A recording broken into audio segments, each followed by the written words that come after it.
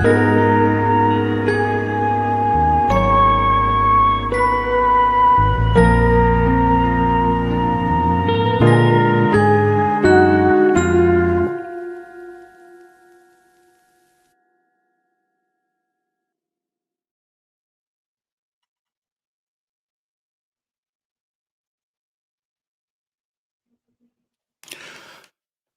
going on, everybody? How you doing? Welcome to the Wednesday show. Let me go ahead and introduce the crew that we have today. We got Miss Bo, DJ, that's Simone, Gracefully Unfiltered, and myself, Lapeef JR. Welcome to the Wednesday show. What's going on, family? How y'all doing? What's going on? Good. Hello. What's good? Blessed and highly favored, as always. As always, good to see you, Dot Simone. First time, Gracefully Unfiltered. Glad to have you here. DJ, welcome. I'm glad to be here. All right, no doubt, no doubt. It was your second time coming around. See you changed the background. Leveled up on us, huh? I had to do something. I was looking at the last one. I was like, oh, man, I had that fan in my background coming out of my head and everything. So, yeah, we just had to change the room up a little bit. Okay, so you got the AI background, huh? Is it real? No, it's real. I have to ask nowadays, man. With AI, so just never know, man. First we have filters, now we got AI. Yeah, no, that won't work for me. My hairline is barely hanging on. AI, take the rest of it away. Oh, okay, so you took offense to that Drewski skit. I didn't see it. I heard about it, but I mean, the struggle that I'm currently going through, I'm good with it. Builds character. It's all right. Okay, all right. Just trying to make sure. I got some hurt feeling reports in the back. HR is on deck, so I did see some people who were upset about it, but I didn't get a chance to check it out. I bet you didn't. That's what they all say, man. All right, man. See what we got in the chat. Edward Gilbert, what's going on? Got Flavor. Julie's in the house as well. Christopher Matthews, Mills. What's going on, brother? How you doing? As you guys come in, hit that like button. Also, make sure you subscribe to the channel.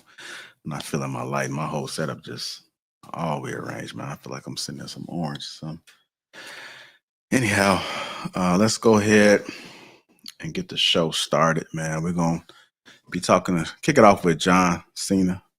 Ex refused a prenup, and now she's paying $2K. Are you guys familiar with John Cena? Any wrestler fans in the house? Yeah, y'all are? What y'all doing? Sign language today? I ain't watched wrestling in a long time, man. I don't even know who's who. Yeah, I know who John Cena is. Okay. I'm not a wrestling fan, though. Oh, you must like him or something. You must got some type of okay. I'm familiar with him. That is a YT man, and I don't have nothing for them. I don't know what's up with you and Marcus and Aisha, y'all, man. Y'all gotta be some FBAs.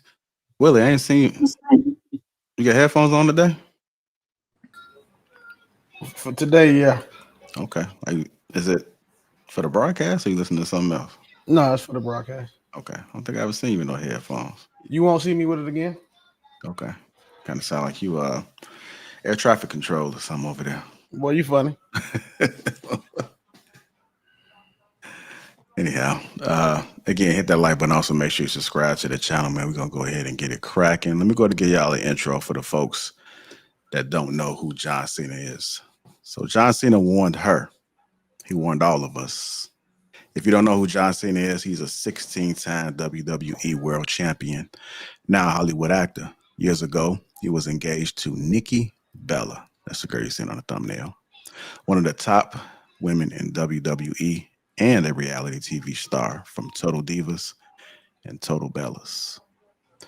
Before he even let Nikki move into his house, Cena asked her to sign a 75-page relationship contract. People said he was cold, controlling, unromantic. Social media dragged him for it. Fast forward, Nikki doesn't end up marrying John. Instead, she marries Art, a professional dancer from Dancing with the Stars, with no prenups. They divorced in 2024, and now Nikki is the one paying $200,000 plus child support. $200,000 plus child support. Sounds like a lot of money, right? Yeah. Yeah. Well, to some folks, you know, if you're rich, you probably got a different take. This, oh, ain't this piece of change like $100. Anyhow, so that's just a brief overview of who John and Nikki is, and we also got Artem in the discussion as well. I'm going to be bringing up a clip. Shout out to the Manosphere Highlights Daily. I will be putting that link in the description. Make sure you guys go ahead and check out the content. And also, you can watch this full video that we're about to react to in its full way. So I'll post that shortly in there. Let me go ahead and bring it up, man. And it's going to give us an overview and kind of walk us through this journey. Y'all ready for it? Yep. Let's go ahead and get it cracking, man. Let's make sure everybody mute up. And let's go. I'm going to stop it like maybe every 3 minutes or so, just so we can react and see if we can get some of this discussion and dialogue going. Here we go. Navigate breaking up in front of the world, Nikki? Well, having two public breakups is what everyone saw. Yes, I had to give him $200,000. Welcome to Manosphere Highlights Daily, where we call out effeminist foolishness, expose women's hypocrisy, dismantle double standards, and stand up for men. Almost 4 years ago, we made a video about John Cena insisting that Nikki Bella sign an airtight relationship contract. They weren't even married. Nikki was just moving into his house, and John already knew what time it was. 75 pages. We still don't know everything that was inside it, because remember, you can't see John Cena. Where's he at? John Cena. John Cena, where's he at? I have no idea. I haven't seen him. Bro, what is you? But trust me, you could see the point he was making. You're right. I should have told you before you packed the first box. I guess the reason I didn't ask you when I asked is because I didn't want to take something so wonderful and immediately get up with something so business. This is what my life is. This is what it's become. You met my family. You think my mom paid for that house herself? Yeah. She didn't. My brother lives in that house. They're expecting a child. My younger brother who's got medical problems, I make sure he's okay. I always tell them I'm a poor brother, but I try the best to be the best provider that I can. I just don't want to ever be in a position where that's in jeopardy. John Cena then hit Nikki and men in general with a full red pill sledgehammer. I don't think date nights could ever get old, but I think so many years down the road to keep things exciting, I think kids help that in a relationship. I see the point of kids after you've been with someone for so long. So basically what you just said across the table is, you will get bored of me. I'm not going to get bored of you.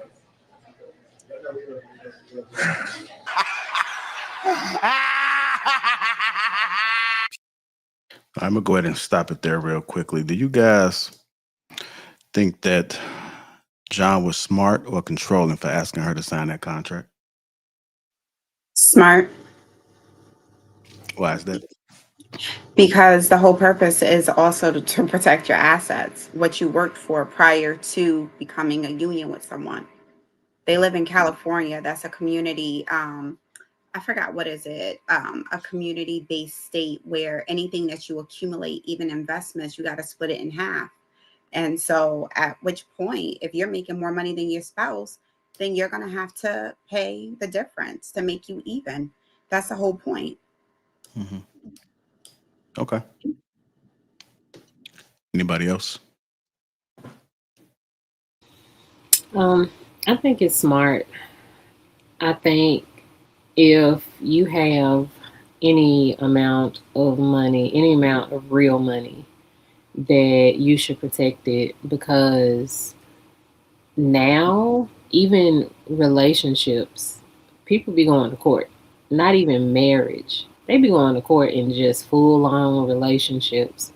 And so I think that this shows us that we have to protect ourselves. If you have money, any amount of assets that you don't want to lose, property, especially if they've lived with you, your retirement, your whatever.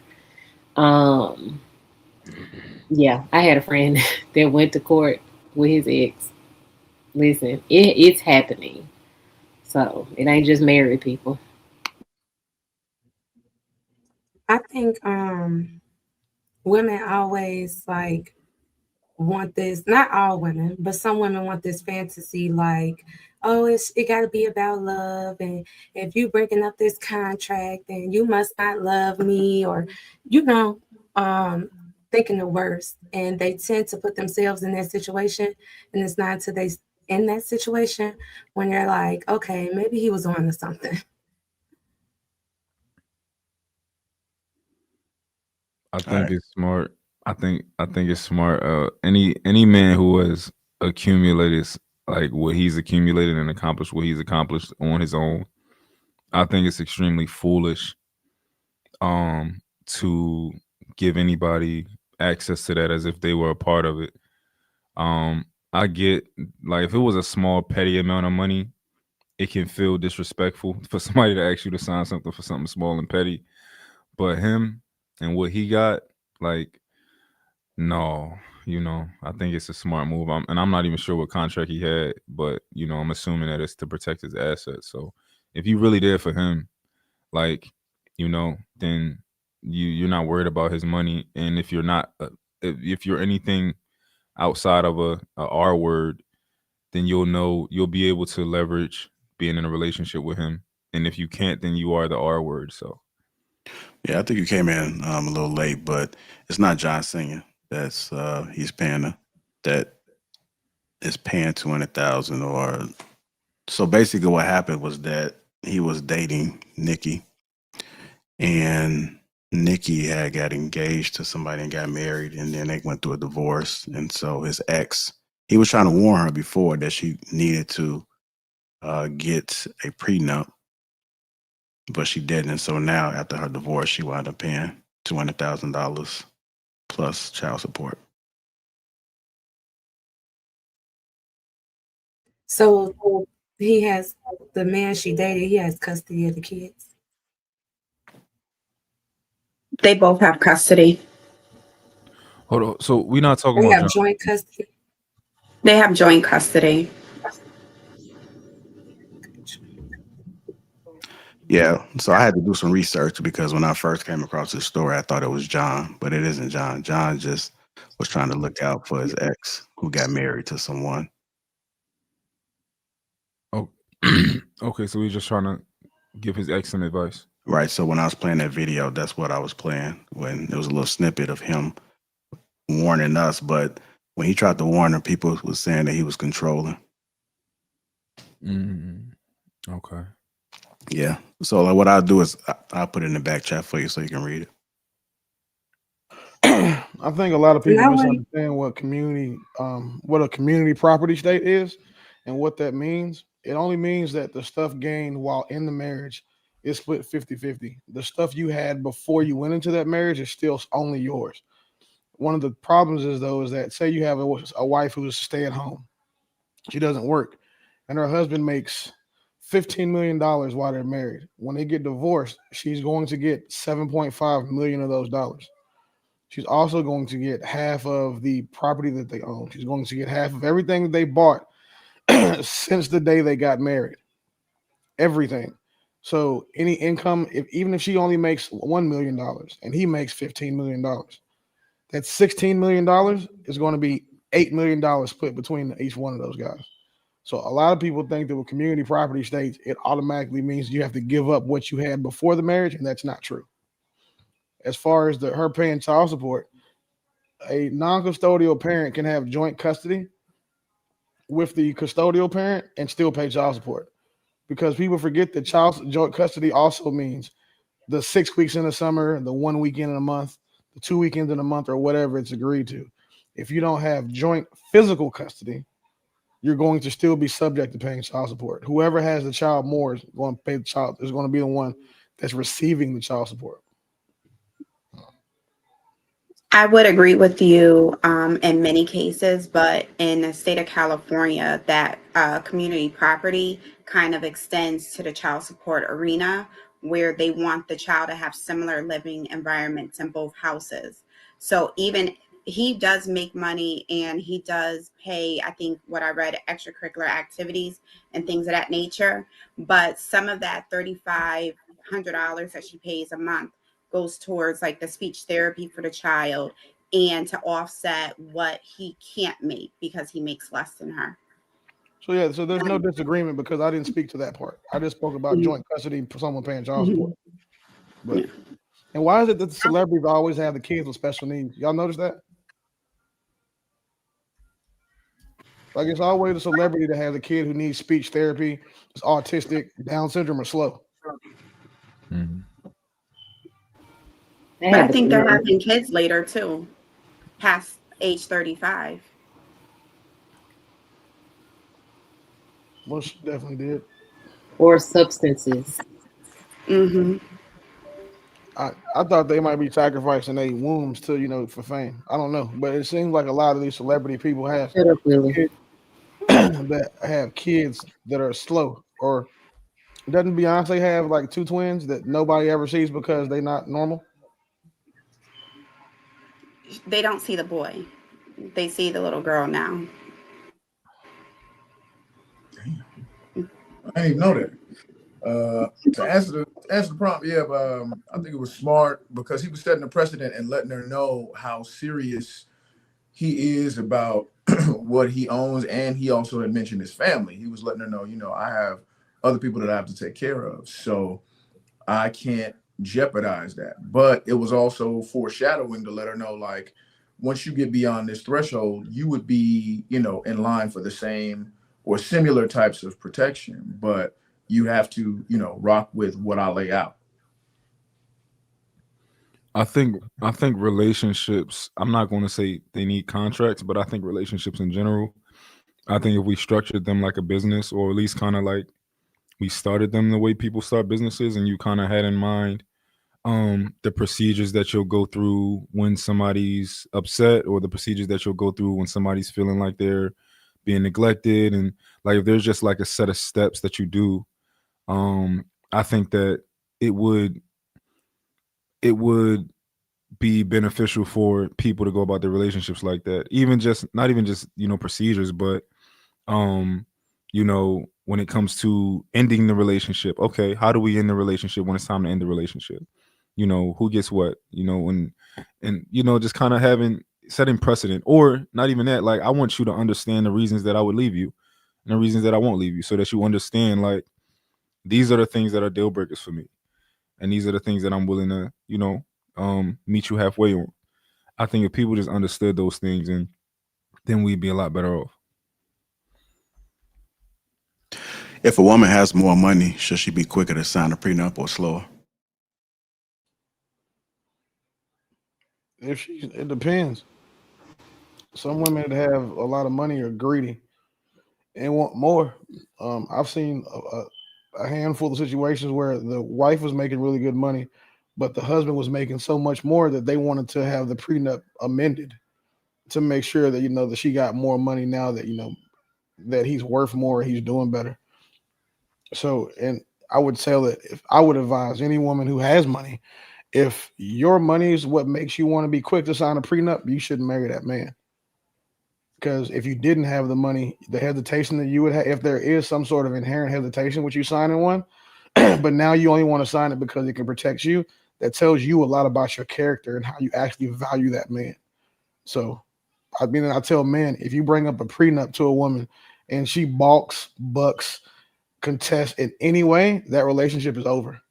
Like there's nothing to continue because you understand now who you're dating. And a lot of people don't understand that when you're going through a divorce, the very first time you meet your spouse is when she's sitting across that table from you with your attorney. That's the very first time you'll meet that lady. You'll understand who she really is in that space on that day. A prenup helps you kind of get ahead of that because you negotiate the terms of the end of the marriage if it were to come. It's almost like, you know, you paying for your insurance on your car, but you know you're going to turn it in at some point, but you pay the insurance up for the entire time, and then something happens and you're trying to get a check out of it. It's unfortunate that so many women because women tend to be the ones who object to prenups.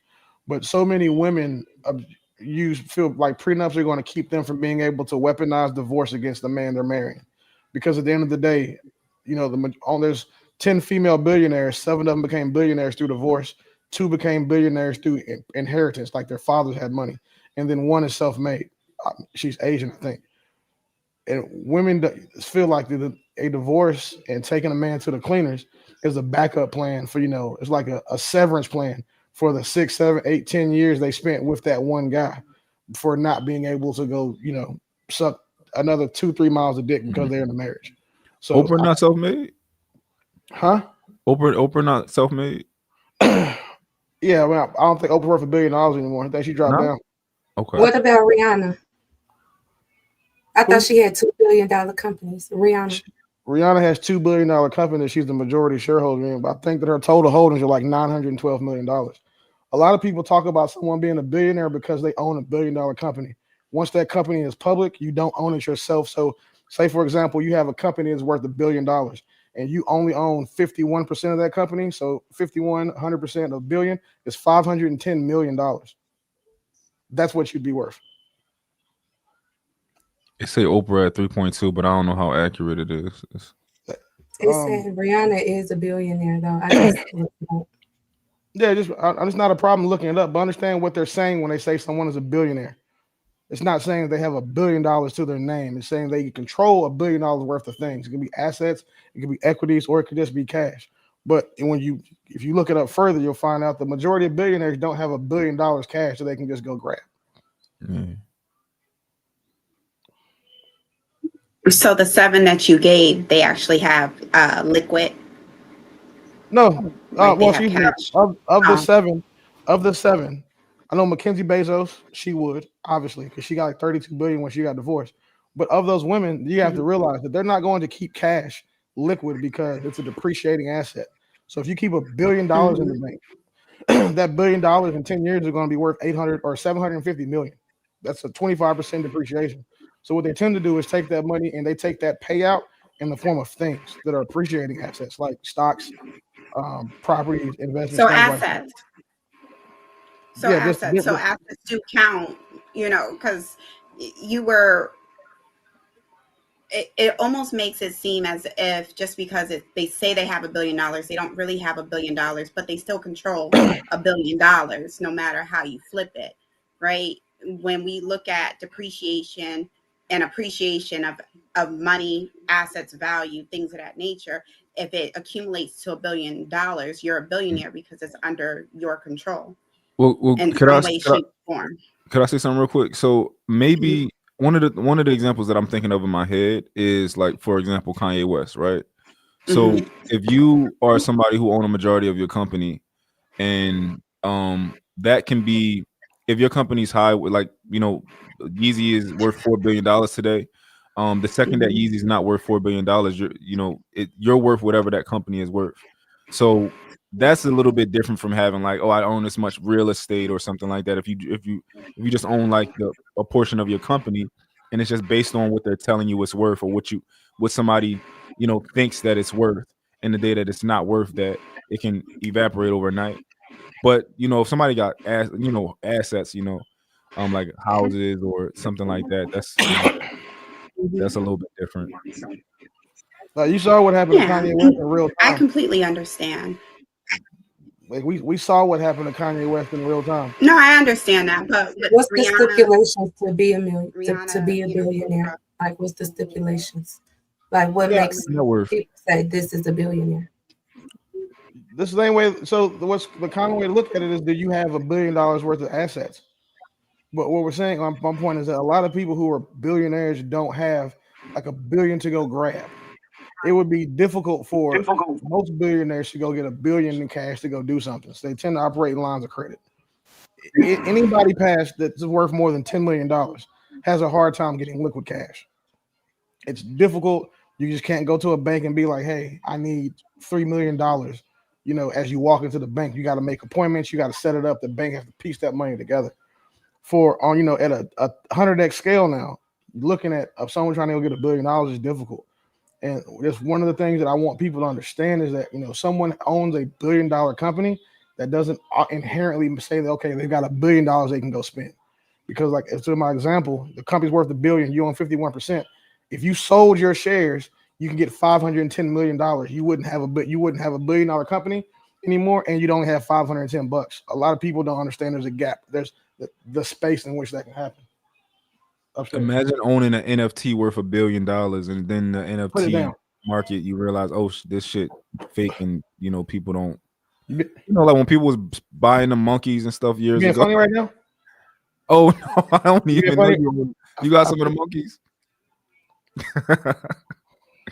My bad.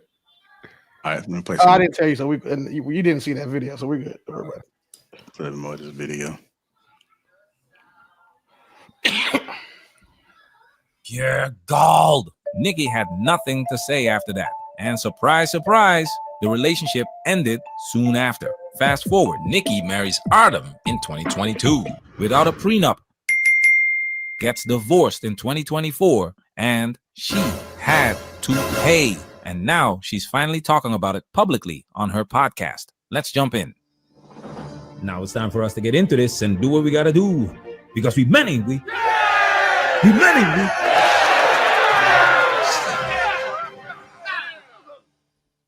It got everyone's attention to hear. That's right. So there's a major headline going on or going around about me that I just really want to kill. I don't want to get super deep into it.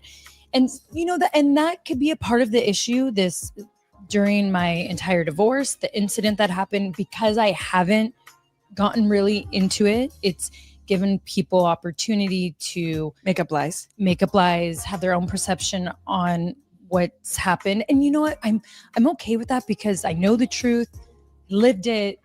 I'm here and I'm happy. So that's what has kept me strong. But I need to educate the ones that aren't educated on a certain topic. Which is a lot. And by the way, I don't blame people, because one thing I've realized, there's a lot of topics in life that I'm not educated on because I haven't been through it. And we have to remember that the internet, there's a lot of people that have never been in love, have never been married, have never been divorced, have never had kids, have never been through stuff you have. And so we will all have opinions, but we don't know it till we've gone through it, right? Exactly, Nikki. John Cena had already gone through it. He had a 3-year marriage to his high school sweetheart, went through divorce court, got burned, and said, never again. Nikki didn't understand that lesson. She didn't learn from someone else's experience. But remember the old saying, while it is wise to learn from experience, it is wiser to learn from the experiences of others. Nikki didn't, and she paid. So let me tell you about divorce. So obviously TMZ put out, and then everyone else has picked it up, and everyone's had opinions about Artem and I's divorce settlement. It's everywhere. It is mind-blowing to me that our government allows all this stuff to be public, but that's, the way the world is, and it's okay, and we're here. The divorce has nothing to do with what happened, the incident, any of that. Divorce is divorce. Divorce has to deal with the paper, the contract you signed during marriage, the day of marriage, at the court before marriage, whatever. So our settlement is what everyone saw. Yes, I had to give him $200,000. That's what happens when you're the breadwinner. The breadwinner. What? Beautiful summary, Nikki. Divorce is divorce. The court system doesn't care about romantic speeches. It doesn't care who fell out of love first. It doesn't care who cheated. It cares about the contract. Marriage is a contract. Nikki was the breadwinner, so she had to pay. Not $200, not $2,000, $200,000. Why? Because that's what the contract demanded. Now listen to the explanation.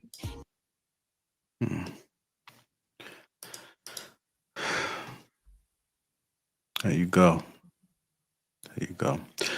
Were people wrong for dragging John Cena when he was just protecting himself? Yes. I think so.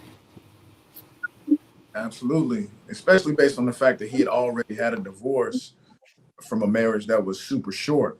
The fact that she probably didn't take that into consideration enough is what ultimately had her on the outskirts. I don't think people drag John Cena. I think we should be specific. I think it was women. I can't imagine men. What? dragging John Cena for wanting her to sign a prenup. No, she didn't do it. The people in the comment section did. The Yeah, people that women. the people that have to go to work and get 2 weeks of vacation a year, or have to ask permission to take time off to go to their kids' elementary graduations and shit. Those are the people that drug him through the comments. Nobody that's been through this before had anything negative to say about John Cena. I also don't think the people who drug him for it are wrong. They have the right to express their opinions.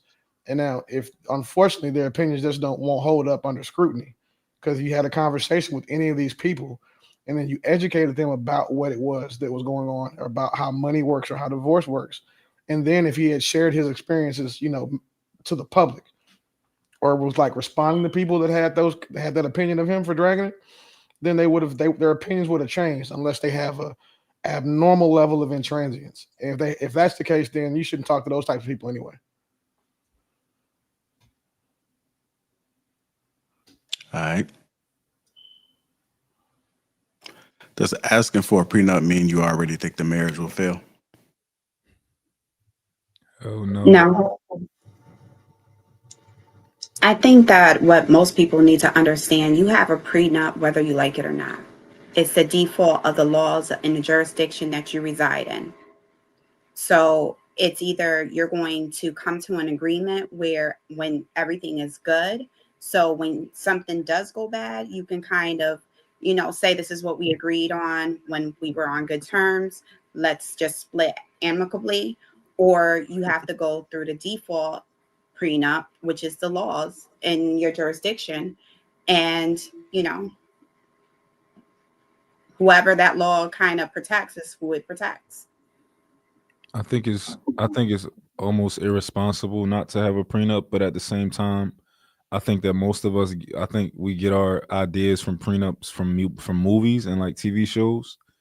But in reality, a prenup is just an agreement between you two.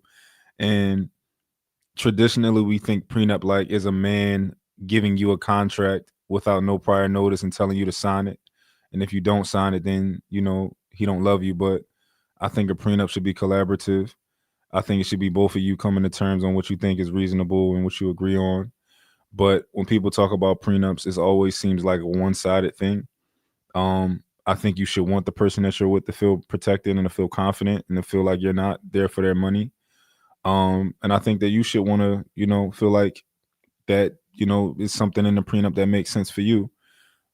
So yeah, I think not having a prenup is irresponsible because it's just like having a public defender. It's ridiculous. So Everybody has the prenup. It's either going to be the one you negotiate with your spouse or the one the state negotiates for you. Yeah. And I don't think that the majority of people realize that it shouldn't be anything wrong with especially with women only wanting to date successful men.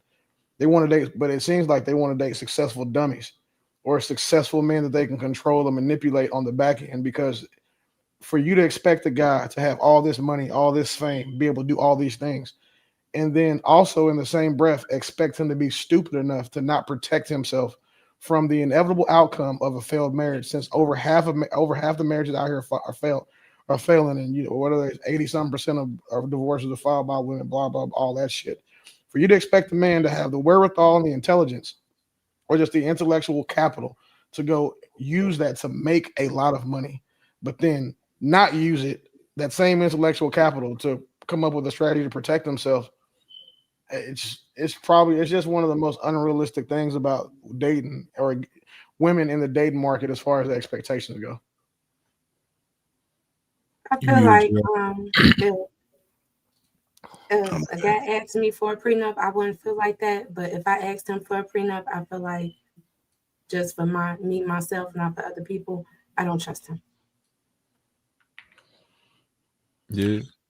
I was going to say, I kind of wish Hank was on the panel because Hank has spoken on this before, and he said that he was against prenups.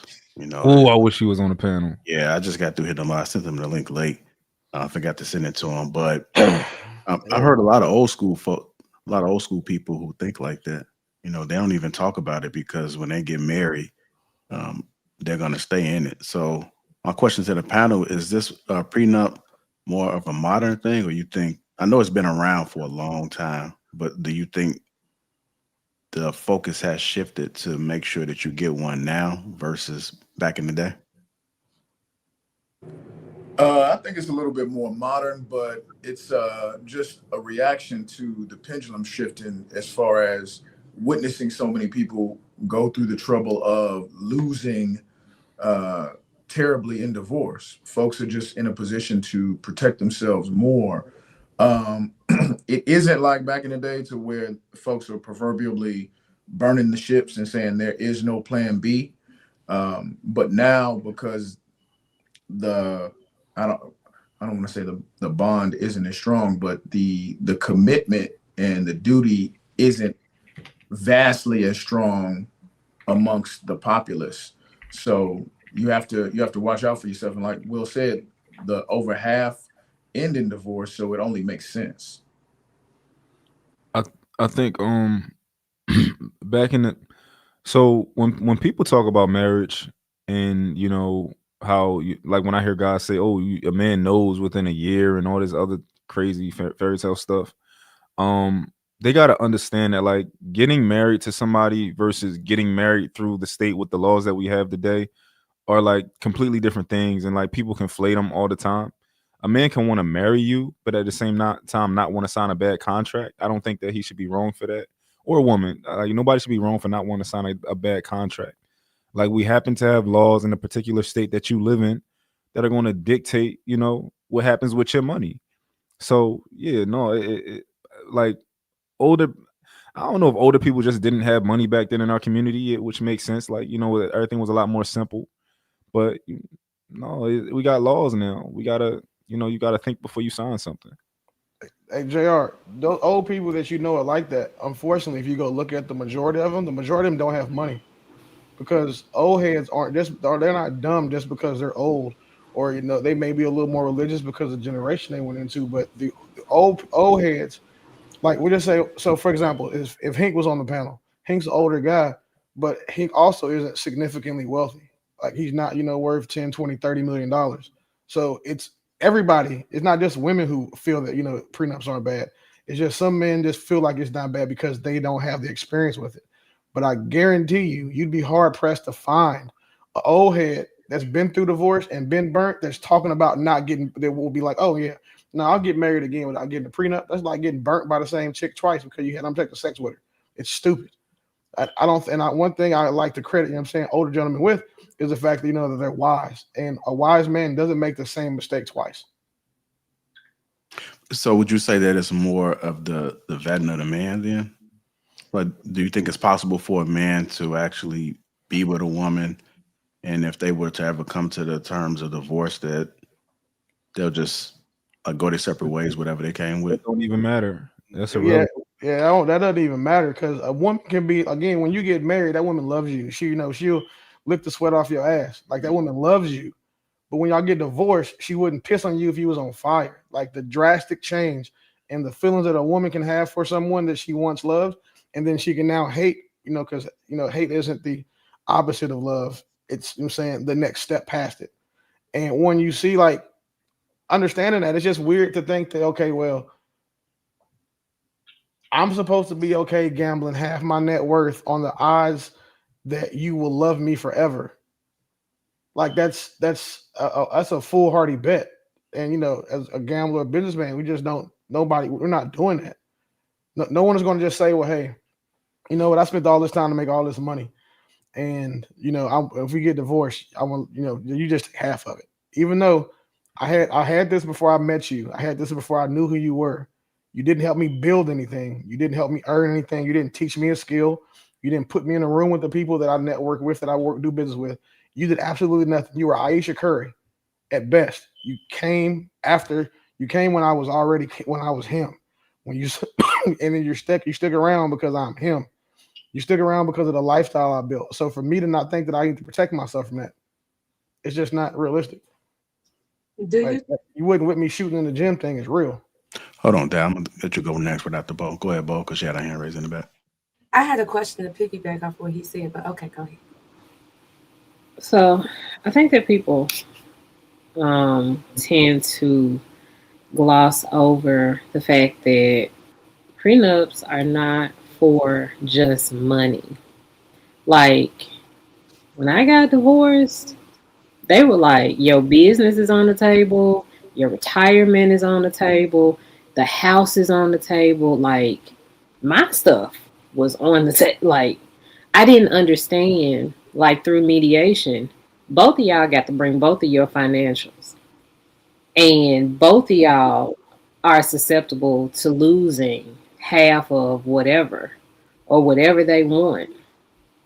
And so prenups are not just for money. That's for everything. And like, don't like buy property when you married. Yeah, because if y'all can't agree, then what? You got to sell it or whatever is agreed upon.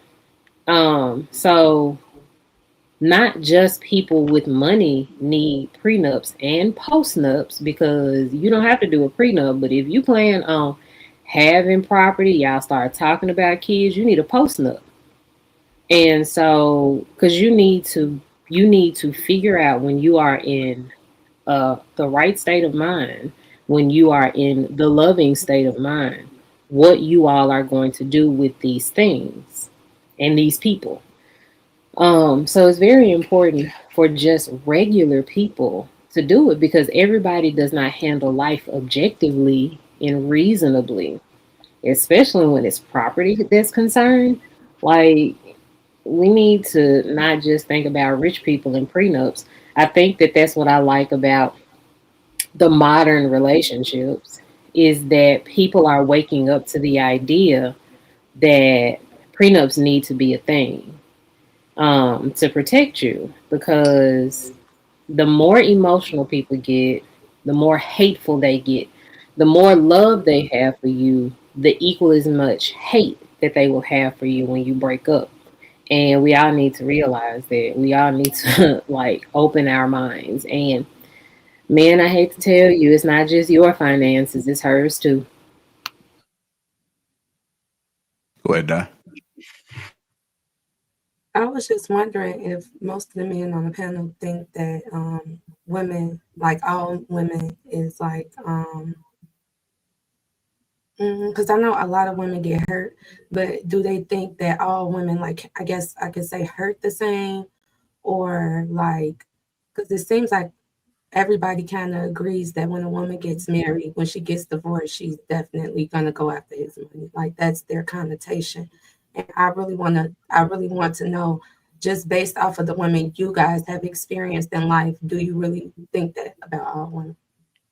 I think the vast majority of women are emotional beings, and I think that they are different people when they are upset, depending on how upset they are.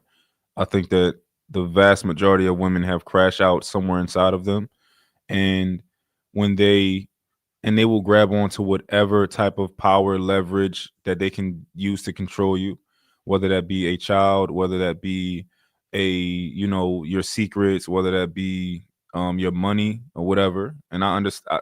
I would never be with a woman who I think is different when it comes to, like, oh, she not, when she's mad, she not going, she's going to be logical like me. I would never be with a woman who I think, no matter how much I love you, I think women have certain natures. So just, that's what I believe.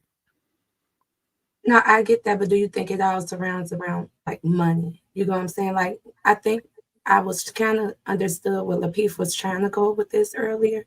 It's like he said, if it's the vetting thing, like you don't think you can vet a woman that when you guys get divorced, her main focus wouldn't be money specifically. Like, of course, everyone is hurt, in different types of ways and crash out in different types of ways. But I mean, specifically talking about money at this point. If there's no vetting a man can do that's going to change or give him more insight than just understanding what a woman's nature is.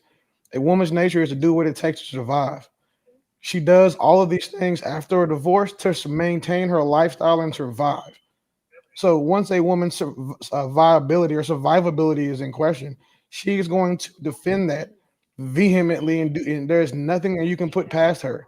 That's almost like a person trying to, like, a man out here fighting to, like, for his life. That's what they're doing. And the tool they use is divorce and then the court systems. That's how they maintain their survivability. And so if a woman's survivability is dependent upon you, you have to understand, which is basically what marriage is, because men foot the majority of the responsibility in a marriage anyway. Once that woman's survivability is attached to you, once you remove yourself, she can't take the things that she loved about you, like that you're 6 foot tall. You're saying that you're saying you got 6-pack abs, all the other stuff that women look for. The only thing they can keep and that they need for their survivability are your financial resources. So that's why it's common for men who have made money to understand, like we know what a woman's her nature is. And as a woman, you are going to do what it takes to survive. I don't even knock women for doing it. But what I do knock women for is the motives they have for doing it. And then the thing when they try to weaponize kids. If a dude makes $1 billion and he marries a girl who works at Whataburger and they get divorced, he have a prenup, she should get half of that money because he's a dummy. But now if she married him so she could leave and take half his money and also, take the kids and use that against them, then I think she should be hit by a car. It's the reason why this shit happens, that the women do this, is that has men who have been successful hesitant to get married without a prenup. Like, and somebody in the comment just said it, like, that's why women want to call their man a partner. Like, they want partnership. We're saying where they have equitable say, but non-equitable amounts of responsibility, especially when there's fault to be blamed. So if a woman doesn't want a prenup, or she wants to get married and she's against it in any way, you should marry her. If you're a man with money. If you're a regular nigga, you shouldn't be talking about a prenup unless you want to talk about like how many times you get sex a day, how much weight she can gain, and then you have to be willing to deal with whatever she's going to come back across the table with. Like, well, if you can't get it up, then I get this. If I want to keep, if I keep this weight, then you have to keep me in a car that's at least 2 years old. Like anything can be put in the prenup. So if you take the money part out of it, you should do that. And you just be understanding that when you sit down with that person, what you're opening yourself up to. Yeah, in my opinion, I feel like as a woman, I plan, like my goal is to trust a man with everything. Like that's what I really expect out of my husband. And maybe that's a fairy tale thing, because when I hear y'all talk for those who are for prenups, it does make sense. But to me, as a woman, that's why I say it, just for me and my personal experience, I want to trust my man with my assets. I want to marry a person that I can trust with my assets. And if things did go south, I want to marry a person that I know his character, even when he's angry. So I get what you guys are saying, but and y'all made a lot of valid points. Doc, can I ask you a quick question? When you get mad, have you ever crashed out before? Like when you get, how would you describe yourself when you get super, super angry? Now or then? Just like if you were to get really, really, really angry right now, like I'm in self-defense mode. The only time I get angry like that, I'm in self-defense mode. Okay, I see a lot of crash out in you. I see it in there. It's not on the front. It's in the back, but I see it. You got it in you. Nah, it's not something I've done like a lot in my lifetime. I can honestly say I've only crashed out in the last relationship I just ended. And I learned a lot about why that was, but it wasn't something I was comfortable with doing. I wasn't being vindictive or just trying to hurt somebody. It wasn't like that. It was always like self-defense. No, I dig it. I see it inside of you. I listened for. It's not worth it. Trust me. It's not worth it. Ladies, don't listen to him. I am not advocating for that. Beautiful women, stay ladies. Do what you need to do to protect your peace. I am not for crash out mode, and I believe karma is real. So just because you are his karma, is his karma. Whatever you do to him is still gonna come back on you. So just be a bigger person. Walk away.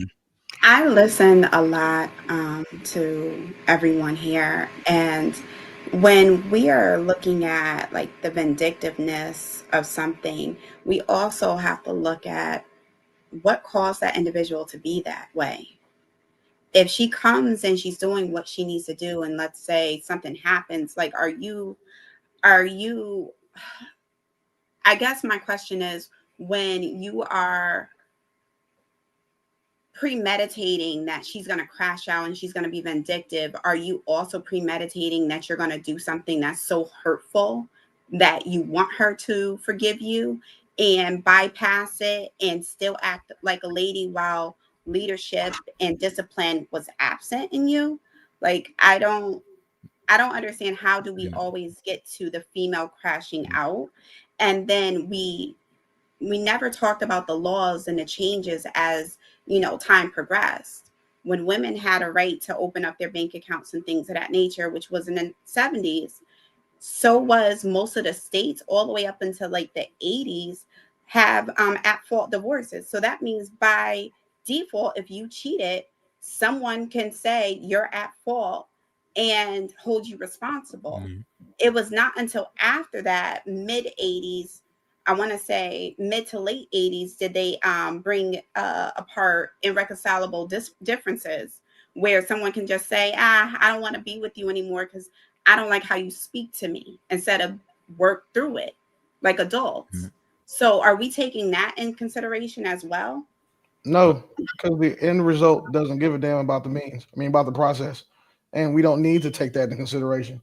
And I have a question I want to ask for clarification. Is your assertion that at fault divorce hurt women more than it hurt men? That was not my assertion at all. Okay. I'm just saying, did we ever take that in consideration when prenup started to become popular? The at fault clauses were lessening. Now we're about like 5 states in the whole United States. Whereas, a few years ago, almost 40 years ago, we were at the whole state in some way, shape, or form. If you're playing house with someone, there was some type of responsibility that you had. So let's just to be fair, when we talk about these things, let's use like language that actually like fits the conversation, because 40 years ago is not a few years ago. There are people on this panel that weren't alive 40 years ago. That's a lifetime ago. So, and the amount of progress that's been made in the legal system for women, as far as women's rights go, you guys can vote, open bank accounts, all that other stuff. However, if today the amount women have gained more rights in marriage and business than men have in marriage over that same time span, because now the family courts are skewed heavily towards women. There are some states that automatically default to the woman being the better parent. There are also states that protect women and make men pay significant amounts of alimony. So divorce is a business for women, and it has been since women have been able to get to go get their own bank accounts. Like this, the independent. Like I ask you, was that your assertion? Because there's no way to tie that to the conversation right now. You're talking about what happened in the 70s and 80s, and we're talking about someone who got divorced in 2025. So that's why I asked to be clear what your assertion was, because at fault divorce is something that women have been fighting against. The only thing women fight harder against than at fault divorce is accountability. So with accountability being women's number one battle, at fault divorce is number two. So if you say, okay, well, you got to figure out what the man did. That's like saying, okay, well, what did the woman do for the man to punch her in her forehead? Like, if you don't want to give that same grace to both sides, it kind of makes the argument. So no one said that it went to one side or another. And what I'm also saying is there is a trend. When laws change, social norms also change. So if we look back and follow the trend of at fault, irreconcilable differences coming into play, and the increase in prenups, there is a trend there. Why did that happen? What is going on? And I'm not arguing from a man's side versus a female side, or a female side versus a man's side. I am saying objectively, look at the societal norms and the trends that has been affecting us. And then let's get to the root, because we talk about change and we talk about let's have this conversation ahead of time and let's communicate. But we also have to go to the origin and look at what is happening objectively, not through our trauma, not through past experience or females or men that we have been exposed to, or quite frankly, we chosen. Yeah, Grace. So that's just really what it is. Yeah. What I hear you. 2 seconds. Yeah, there is no correlation between the increase of the increase of at-fault divorces and prenups, there is a correlation between no-fault divorces and the increase of prenuptial agreements. Because at-fault divorces help men. That wouldn't make men want to go get more prenups, because now we can be like, yeah, you was a hoe, so I can divorce you and you not take half my shit, like China just did. Like China is no longer giving. China has fault divorces now. I wish that we would be like China. But the fact that no fault divorces are the reason why men are getting more prenups, because a woman can just say, hey, I don't want to be married today. That's what opened the door to women to go be able to screw men, to be able to screw men on the back end of the marriage. It wasn't at fault divorce. It was no fault divorces. And again, and that's why I said when at fault went down, that's when no fault and irreconcilable differences became an excuse that someone can actually file. Yeah. So we're saying the same thing almost, but in different ways. I am saying that from the 70s to the 80s, there was a difference. And before, many states did not have irreconcilable differences. Prenups then entered the chat. Mm-hmm. Well, I just want to speak to what I heard you saying. Well, how I interpreted what you said earlier.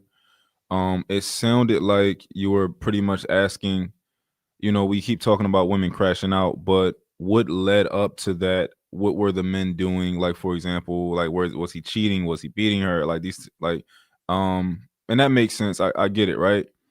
But believe it or not, women crash out for much less. You don't have to necessarily be cheating on them. Like, I've had a woman who violated like one of my rules for a relationship, and I was going to end the relationship, and she crashed out because she said I'm taking her family from her. What? Her vision, her dream, and she crashed out. I didn't, I didn't know all of that, but you're taking my future away, and she crashed out. So, and how was you taking her future away? By leaving her family, what she envisioned, like what the family that she dreamed of, was her happy home. So you got locked in a dungeon, huh? Yeah, like it don't gotta be, like you cheating and you doing this, that, and the third. And to women, this is what I've seen is a woman's what's in her head can be a reality to her. Like, what's in her head can really be a reality to her. A woman can have a dream of you cheating on her, and she wake up, she's mad, and she'll be mad for a few hours, right? Like and I understand it because I can see it. I'm like, oh, it's so powerful on them. Like, it's like you really believe, what you thinking is a reality right now. So what kind of crazy ass women y'all be messing with me? That's the average woman, bro. Average woman, if she feels something is true, it's true. Like, that's not special. Like, those of y'all who don't feel that way, y'all are the minority. Like, and we men, we keep telling y'all that. Like, we keep saying, hey, I've been with more women who thought that they felt something that meant that it was real than we've had that wasn't. It's like women still believe in the fucking boogeyman. Like, you're somebody's a monster in the closet that they just opened the closet and saw wasn't nobody in there, but they still scared to sleep in that room. Like, if a woman feels something, that the way a woman feel is what's going to dictate how she acts more often than not. So I will give you all the benefit of the doubt to say that none of y'all are like that. But if we put you in a room with 1,000 of your contemporaries, maybe 10% of y'all will move that way. So the other 900 out here, and the other 900 is still cute, still looks good, can still cook, still nasty, still wants to be a wife.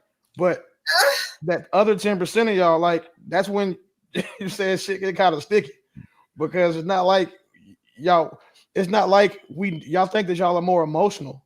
Like, that y'all are more emotional than men. You're not more. Men are just as emotional as women are, but y'all experience more emotions than men do. That's the difference. Men are very linear in our emotions. Y'all have an emotion about an emotion that was triggered by a thought that came from an idea that you saw on TV that somehow pissed you off. Men don't do that.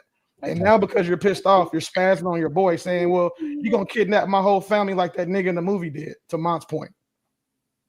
Also, do y'all women do you notice how women believe in things?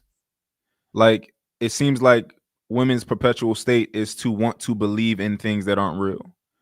And you can argue, I can argue y'all down about how my astrological sign does not tell you anything about my personality. But you will tell me that's bullshit. You don't know what you're talking about. You're a Pisces, so that's why you're saying that, right? You want to believe in things, and that's why we sell women trends and things like that. It's always a new superfood that somebody's selling you. Oh, it's this new pill out. It's going to make, like, that's the way you've always operated, because you want to believe in things that aren't a reality, and it's easy for you to grab one of those things. The woman's inherent need, an incessant need to believe in something, or to be in some sort of, in the middle of some sort of trend or ride a wave, is why women spend, I think 400% more, or women are like to spend way more money than, I think it's 400% more money than men do. That's why, because it's easy to sell y'all stuff. If I tell you this drink will make your ass fat and your titties big, flat-chested, long-back women are going to go buy that drink. All they got to do is put the right celebrity that those long-back, no-titty having women find attractive, have him preach that message, and now that's $1 billion company. Mm-hmm.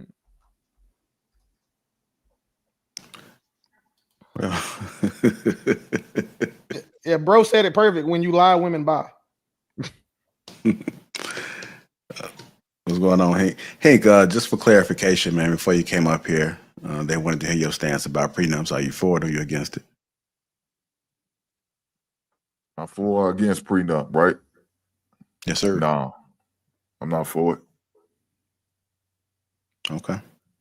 And why is that? The reason why? Okay, yes, sir. Cool. I can do that.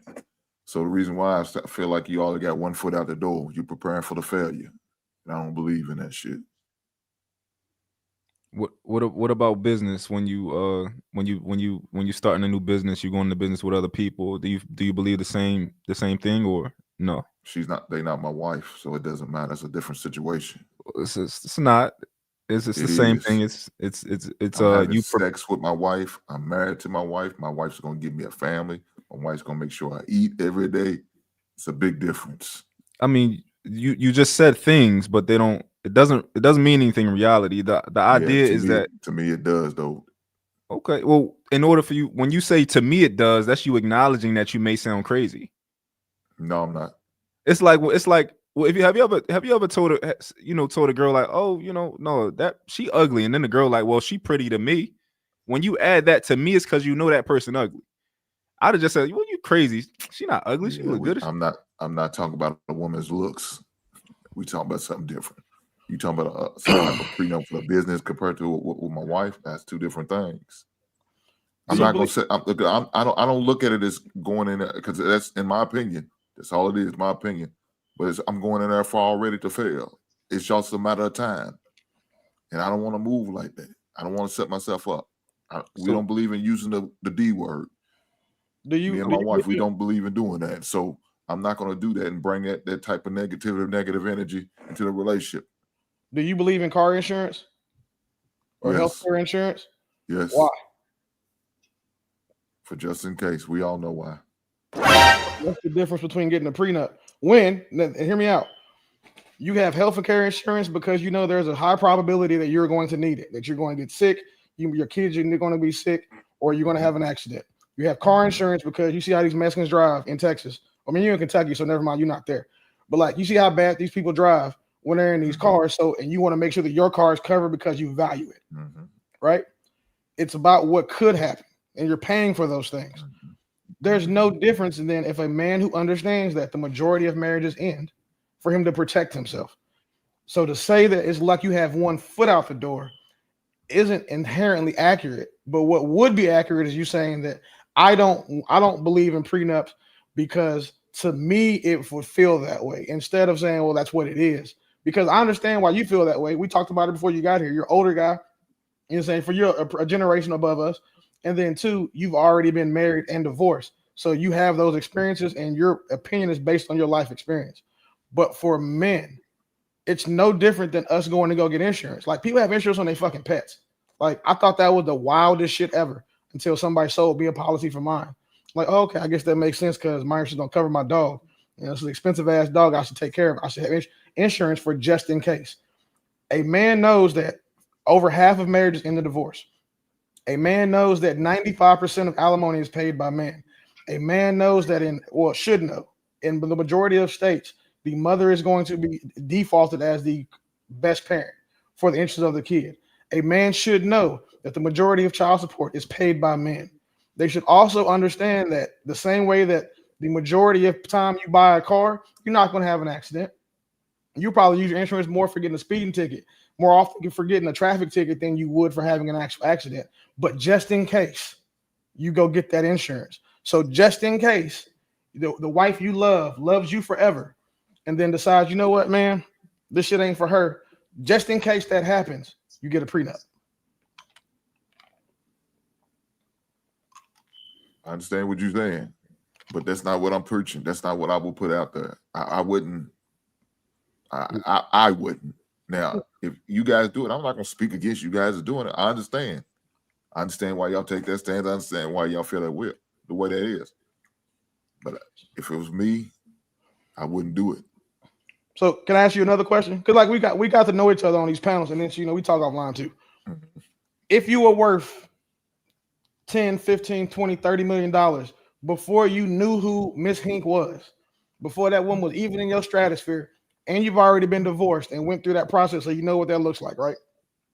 And when you went through that divorce, you were already worth money. You went through that process like John Cena. You went through the process, had a couple dollars, got fucked over. You've been fucked over once before. Would you have got married again without a prenup? Yes. Cool.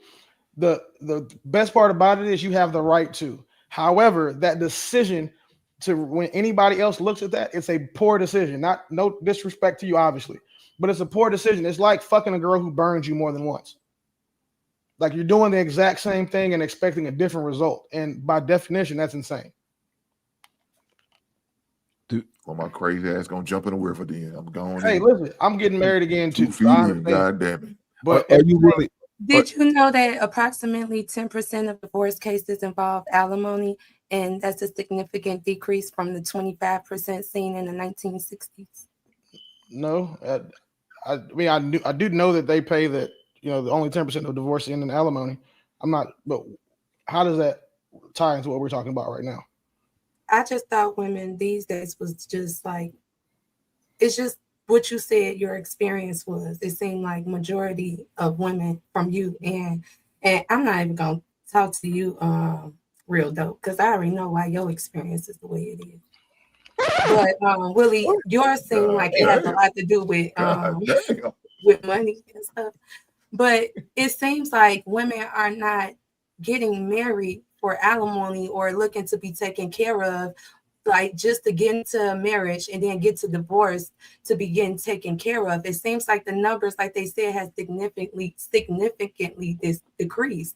I honestly think that social media has a work on your head, like for real. I don't think, and it gets so bad, and this is how you condition people to where we really start believing this is our reality, and then you go into these relationships with preconceived notions and wonder why you get the result that you get.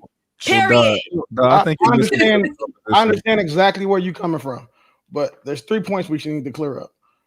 One, you said me and Dope, right? So me and Dope have similar experiences with women because we have similar paths about being regular and then now not, being successful. So we can see both sides. However, to your point, 10% of marriages end in alimony, right? Because the majority of women aren't marrying men who make a bunch of money can do that. But if you further break down that 10%, the majority of those women who get alimony are stay-at-home moms. The majority, then the second largest part are women who just earn less. And I think it's like 70-30.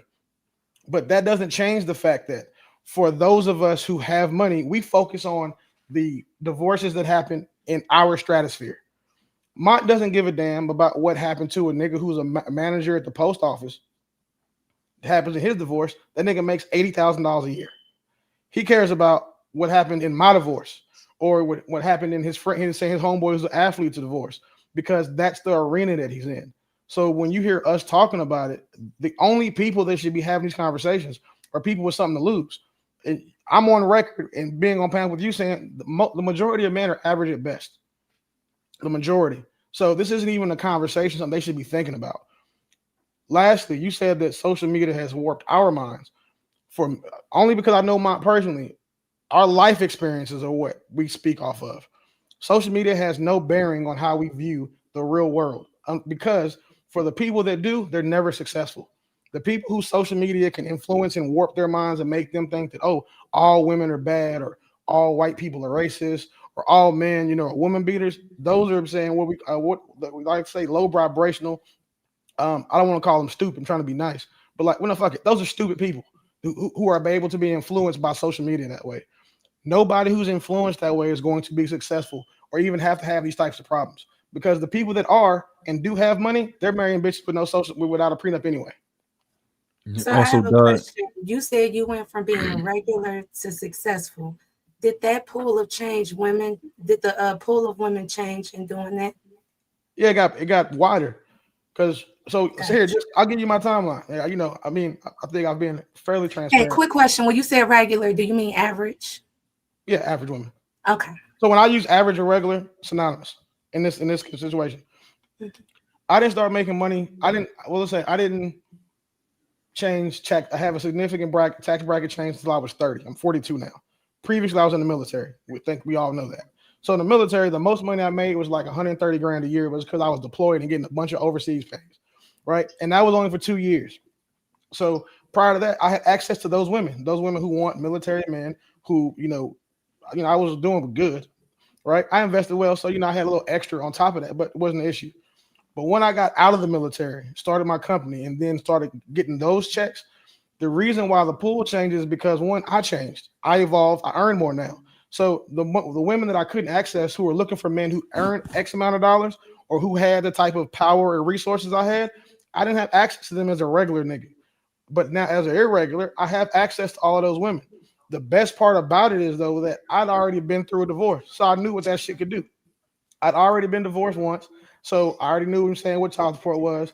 Thank God I didn't pay no fucking alimony, but I was able to beat all of those things. So I know what it was. I've moved accordingly since. So when I got remarried, there was a prenup involved. And it was only for financial stuff. So I bought a lot of crypto before I got married. So I wanted to make sure that I could protect those things and keep those things separate, because I wasn't going to risk being fucked over again. Kind of like John Cena. I knew better. But now at 42, I'm not against prenups because I want to make sure that my woman is taken care of. Lord forbid I get married again and me and my woman, we get divorced. Lord forbid it happens. But I'm realistic. Mathematically speaking, it's likely to happen. I can say we'll do all the work, we'll do the counseling, the communication, all the things that'll make marriage last, right? I can swear to God I'll do all of those things. She can swear to God she'll do them too. But mathematically speaking, that marriage is still it's likely to end. But because of my pride now, there's no way that I could have the woman that I was married to when I was making money not be taken care of when we get divorced. It's not possible, because that would make me look bad. It would make me look as bad as my wife working at McDonald's as a cashier. It would make me look as bad as like my wife being homeless after we get divorced. So to me, the prenup that I would come into is like, say, hey, we're married for 10 years. You get $100,000 for every year that we're married, right? Make that part of mine. And then also, one of the businesses that I have or that I built for her, I will give to her, so that way she is self-sufficient, because she still probably has my kids. And then two, if she wants to carry my last name, she can't be out here looking stupid. She can't be out here struggling. And that just because of how I look, because of how it would look against me now. That's part of the responsibility of getting married again when you already have shit. So mind you, it's impossible for a woman to fuck over a man who's smart. It is literally impossible for a man who's armed with information to be fucked over in this arena. Super hard, because we know how to protect ourselves. Mike and I've had this conversation before. We don't have to get married to give our girlfriends, my girlfriend, his fiance, all the rights of a wife. We don't have to get married. We can do that through legal documentation. And it may cost a little bit more, but she still gets the same first right of refusal, will and testament, executor, all that stuff. We can do that through documentation. The state doesn't give us anything. The only thing that a state will give to a guy in our position is that it makes the things that we do it makes the things that we do or our duties in marriage, it makes them enforceable by law while none of yours are.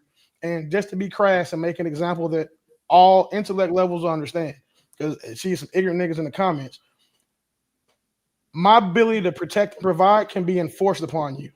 It can be enforced upon me because that's my duty. Your duties in a marriage are not enforceable by law. Nope, I can't go to court and say, hey, I need a domestic violence restraining order because she's not cooking and I feel like she's attacking my stomach because my stomach and back are touching. Or I can't go to an attorney and say that I want to file a lawsuit against you because you don't suck my dick but once a month and maybe twice as my birthday month. Like all the things that men benefit from in marriage by having a woman, they just don't have anything that can enforce that. But everything that we do, everything that you love about your man that makes you want to marry him, you can go use the court system or law to enforce him to do those things, even after he's married. And I don't. It's not that like so. And I try to be very careful with my words. So I made sure I said that the vast majority of women. Whenever I say anything, I say I think the vast majority of women, not all of them.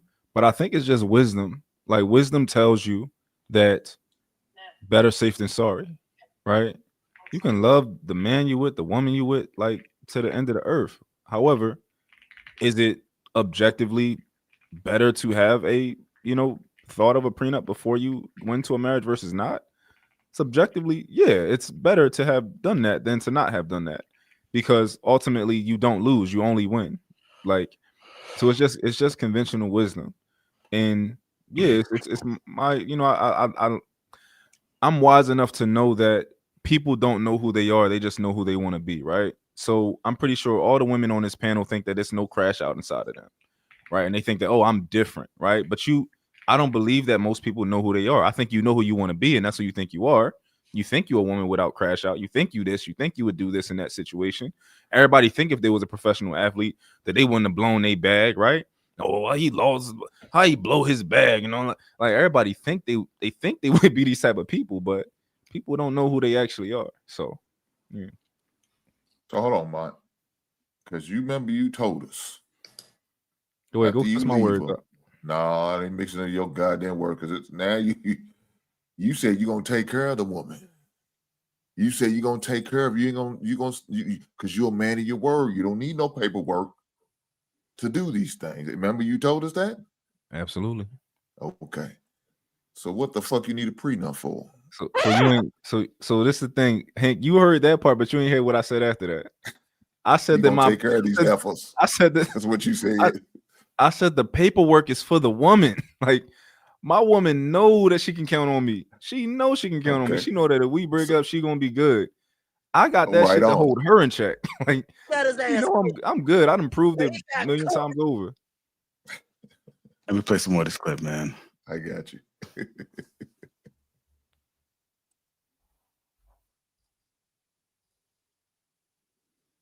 And also, there's a lot of different things that happen to make that number. I got a steal, I'm not gonna lie, which is crazy to say. And the one thing is our judge, we did private mediation, said at the end of it, this is the first time in all the years I've done this where a woman had to pay a man. Did you hear that? Risotto! This is the first time in all the years I've done this where a woman had to pay a man. And the judge said, you should be so damn proud that you built such an empire that someone wants a piece of it. Now, let me tell you the learning lesson. If you ever get married again, promise me you will make them sign a prenup. And I was like, I promise. They go, hard lesson to learn today because of the money you're going to have to pay out, but be damn proud of yourself. Yeah. And it was nice to hear that. And I was, even though it hurts, because I broke my neck for that money. That money, all that is my hard-earned money. The judge bailed her out. Why? Because she's a woman. The judge told her she should be proud that she built an empire someone wants a piece of. That's not justice. That's affirmation. For a man, that's standard protocol. For a woman, it's a wake-up call. And let's be clear, this was a steal. With a net worth of $10 million, a $200,000 payout is getting off easy. Women only understand the value of a prenup when their money is on the line. Right. And can I just say a side note just on the prenup thing? I told Nicole many times, he needs to sign it. He needs to sign it. Please annul. Please annul. Everyone, I don't care. Everyone knows I'm the bad guy. And you believed in such a fairy tale, and you're like, you let it go because you loved him. So I will say that, like, because people always try to make the worst of evils and the villains, and it's just so crazy. When, you know, just coming from a sister point, a lot of you who listen, you guys have best friends, sisters, family members, and, you know, there's us who like are the audience watching and being like, do this, come on, please. And the other one, you know, people easily get lost in love. So it's kind of how, like, when I see all the comments and all that, I'm like, you don't even know where this all actually stemmed from when you're looking at the settlement. This part is important. Nikki and Bree had a reality show. Artem proposed on that show. Really, man? Artem. Prenups are not romantic. They're seen as distrust and not loving me 100%. And Nikki couldn't do it because then she'd look like a hypocrite. Why? Because she broke up with John Cena for setting boundaries and creating a legal agreement. She couldn't turn around and demand a prenup from Artem. The sisterhood would have destroyed her. So she chose love and paid for it. I know. Well, And it kills me. Well, here's another kill rumor. They're all like, oh, so he got the money because she lost. Like, no. Child support. If you are the breadwinner, if you make more money, it is literally a state calculator. They put in the incomes and they go, boom, this one makes more money. This is what you owe per month.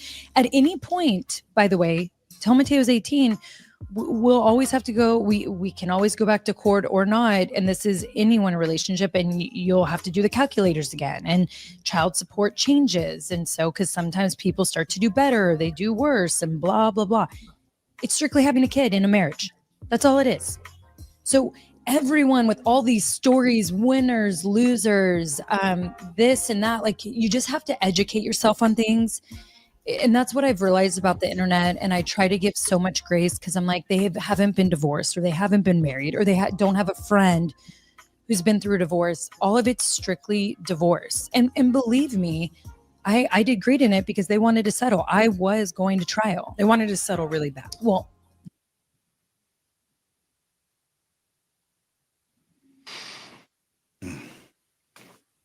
I didn't listen to what she said, but was it a word salad? It felt like I didn't.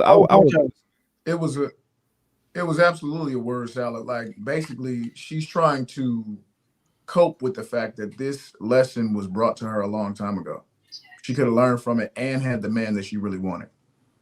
She had the opportunity to have everything that she wanted, and she blew it because essentially you could say it was greedy, but more than likely, instead of listening to his business acumen, protection, and correction, she opted to listen to the sisterhood, and she had to pay the price.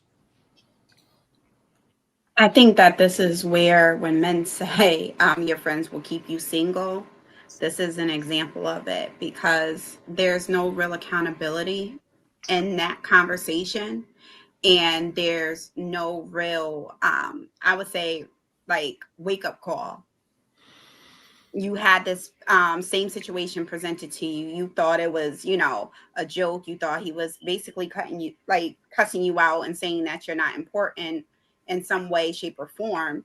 But then you turn around and have to go through it. And there's no real reason for the divorce beyond what happened after the separation and the divorce, which was a domestic violence, but it was never noted during the marriage. So I don't know. Listening to her was very hard. Grace brought up a good point. One of the common tactics that women have in 2025 when they're going to get divorces is to make some sort of allegation of domestic violence, because it automatically gets the man out the house. So that allows them to establish possession for the home. Ms. Grace, I'm going to say we're married, right? And so you fucked up and you've done something that makes me divorce you. What you would then do, if you're like most women, a lot of women today, I'm not going to say most, but a lot of women today, is you're going to go down to the police station. You're going to say that you're going to file a claim of domestic violence. But you're smart. You're not going to say I beat you up, because that's easy to be challenged in court. So what you'll do is you'll say something like, I'm verbally abusing you because we've had arguments and I told you, that, I said something about your hair, or how you leave hair in the bathroom, you look like cousin It, or I said your legs is furry or something. So you use that, me saying whatever about you. Or you'll say like that I put a GPS tracker in your car, which is domestic stalking. So you'll go get that done, right? You'll get it's you turn the waterworks on, pull your titties out, get that police officer and magistrate to sign that temporary restraining order. That puts me out of my house for 30 days. You know what else you can do in 30 days? You can establish possession of a home. So you do that now, right? So I'm out of the home for those 30 days while divorce proceedings are filed. I can't come back to that home until we go back to a court to go get that restraining order addressed or the domestic violence issue addressed. The majority of the time, the men are going to agree to a no contact order to not have to go through not let it be left up to the judge because it's based on her opinion. It's not a preponderance of the evidence. It's based on what is said and what's presented to her in court. So unfortunately for men, a lot of these judges are women, they're gonna believe women. Like, my ex-wife was a military. She used to go to court in her uniform all the time, make her look good. So you've done that now, right? That's what happens today. So a lot of these guys who are going through divorces are experiencing this because women are telling other women to do this. Like women are advising women to do this. Attorneys are advising women to go do this. Like when you get on the phone call with your attorney, she'll be like, well, has he ever called you out of your name? Well, how does he do that? Oh, that's like a pattern of abuse to me. So that's what we're going to do. We're going to go down to the court. And if you've already paid her a retainer, she'll go down there with you. Tell you what to say. You file it. You get in that. It works. And I'm telling you, it works. And you know what? I'm a piggyback, and I'm probably gonna confirm. So in part of my day-to-day in the community, I do speak with various types of women, and there was one particular female that I did come across who was married for about, I want to say 10 years, kids with the guy, and she liked a certain type of level of intimacy. If he was to wake her up doing whatever, like she would be happy about it, right? But when she was not getting the level of romance and attention and that she wanted, that became assault. And she used that as the basis for resources in order to get a divorce. Yeah. Happens all the time. That woman now has the house and she has the kids.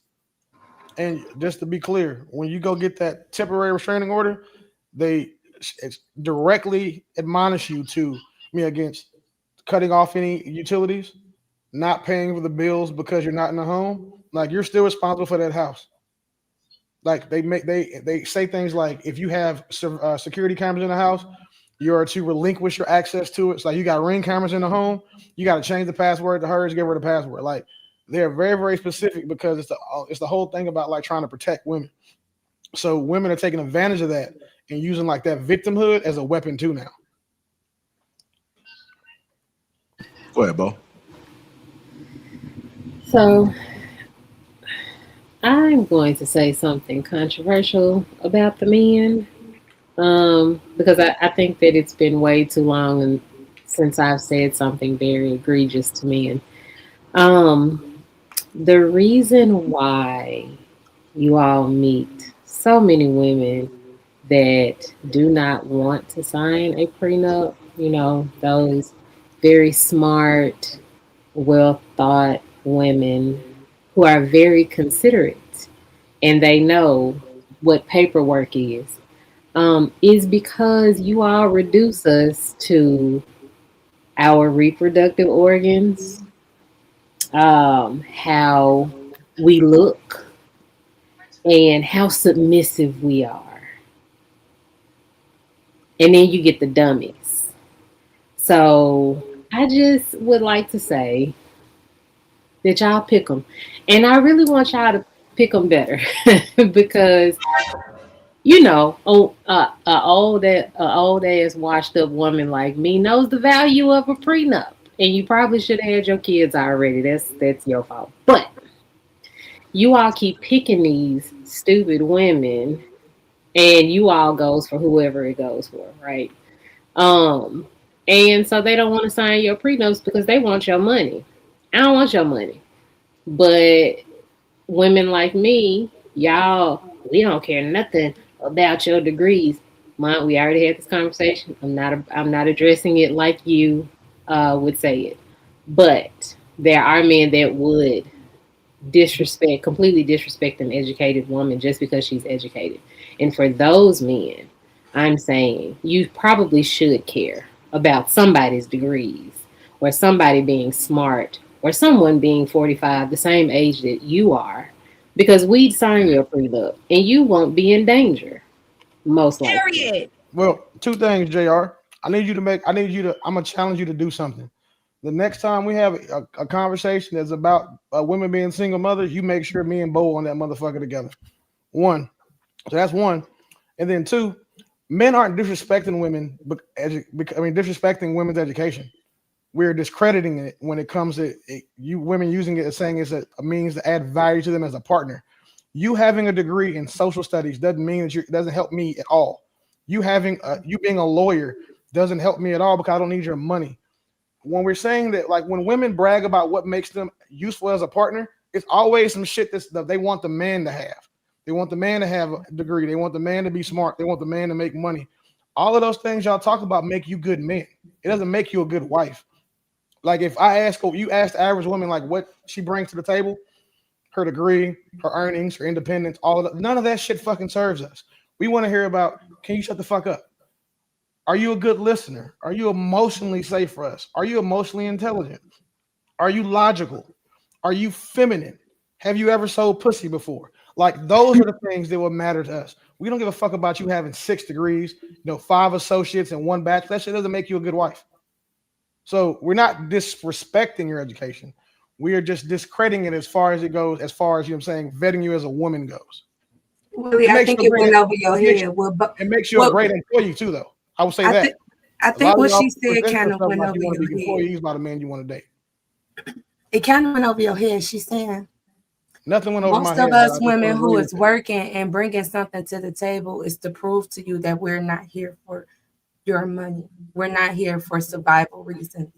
That's what she was trying to tell you. We're the ones that's there because we actually want to be of value to your life. And sometimes men do not believe that if you're coming into a relationship with just not talking, not nagging, not doing those things that you just said. Sign a prenup then. If you think a man I'll sign it and I wouldn't be offended. I would just prove you wrong. Like this. If you think that a man, like if that's an interesting take about what you said that Bo just said, a very interesting take.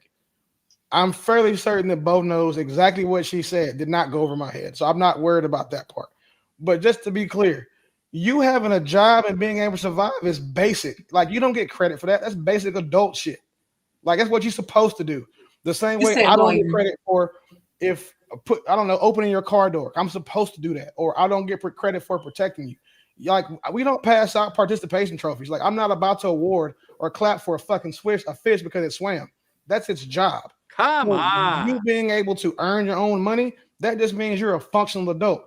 And there are plenty functional adult women who earn a lot of money that get with the man that has more and then lose ambition and then expect and feel like they're entitled to his money.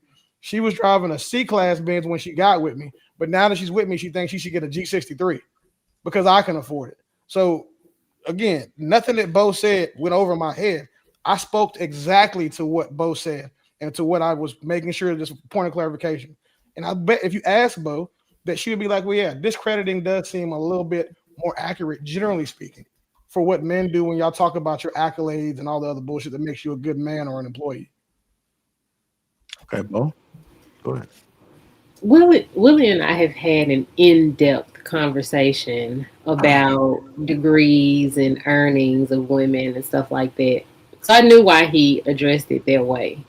But I will say he did address what I said, but I think that more or less I'm also saying that men like someone who shall remain nameless at this point do the dummy approach, and they're like, your eggs are almost gone, so you're useless. And you know the dummy I'm talking about. That's why you started laughing. What? But And you should go get a 25-year-old because she in her prime. And so that's also what I'm talking about, because men my age that's halfway to ED and a heart attack, they want to talk about me being the same age as them as being like useless, and women who have lived experience that would happily sign a prenup because we have equally. You have, I don't want yours, you don't want mine. Or we figure out what we do and don't want, because it's not about not getting anything, it's about getting what you agree upon. And so we can logically think the way a 25-year-old cannot logically think, and they're not going to sign that prenup unless they're under duress and they like, I want to marry him. I'll probably, get something anyway. I'm going to have some kids and get some child support. Whatever. But go ahead and have them kids with that 25-year-old. But that's also what I was saying too. If you have kids with a 25-year-old, you're 1,000,000,000% going on child support. And your child support is going to get increased when your next girlfriend looks better than she does. Like that's I think because Bo had made a comment that like, y'all choosing women who, don't want to sign a prenup. I don't think I would ever be with my women listen to me. Like I don't, they listen to me. They think that I'm intelligent. I teach them a lot of things. I change their perspectives from when I first meet them to something totally different. If I meet you and you're a Republican, you're gonna be a leftist when I'm done. If I meet you and you're a leftist, you're gonna be a Republican. If that's what I want you to be like, I'm very persuasive and I talk a lot. So, I'd have Bo being a MAGA if I wanted to. So not a fuck you won't. Mm-hmm.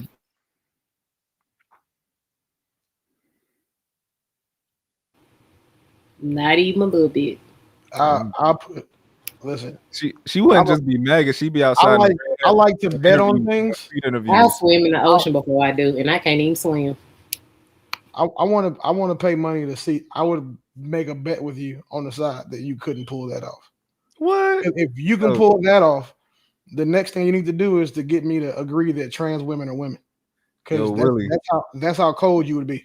Willie, I would have her doing street interviews in a MAGA hat, asking people at asking people for their opinions. I don't know, man. Bo is too seasoned and black to. I can't see it. And I'm not a MAGA supporter either. I just agree with some of the shit that he does, and I don't inherently view everything that he does through a lens of how is this fucked up for black people or how is this evil like the majority of black people do.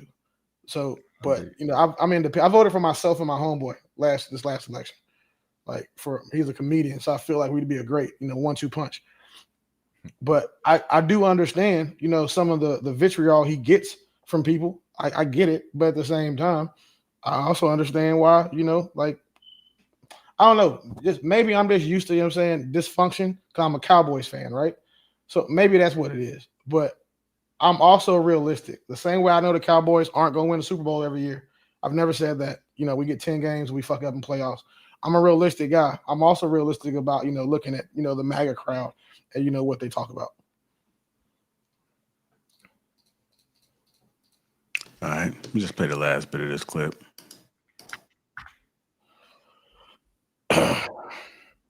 Okay, Bree, remember when I said, can keep this light? And this is why she's so calm. She knows this was a steal. She could have lost half of everything. Instead, she pays $3,500 a month in child support with shared custody. For her, that's a win. But remember the numbers we usually hear. 50K, 100K, 200 freaking K a month. When you hear numbers like that, you better protect yourself because no child needs that much money to eat. I work really hard, and the child support doesn't bother me because I want Mateo to make sure his life in the other house is equal. And that is the one thing too. Everyone will bitch and complain. Oh my gosh, this is about child support. when you're in the courtroom, child support is so the child could have an equal life in both homes. That's where it comes from. And so it is hard, and you're like, oh, it hurts, but it's so maybe the other parent can get a better place for rent. So then your child support goes to that, right? Or they can eat the same organic food. Or so Right. for me, it doesn't, I don't even think twice about it, because I'm like, that is making sure Mateo's also 50-50. Half of his other time is a good life. Right. You know, but She's being politically correct. We all know it's women who receive the brunt of these massive payouts. Dunking on child support would mean dunking on the very system that benefits her gender. But notice what she said. They can go back to court for 18 years as life and income change. I want you to keep that same energy when your ex-husband demands more money because he can't keep up the lifestyle, when he expects you to pay for it because it's 50-50, right?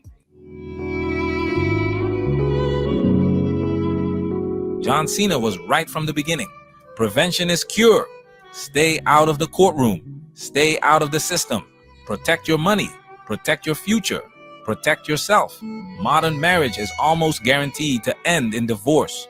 Don't be a fool. Man, that's where we working. Protect yourself.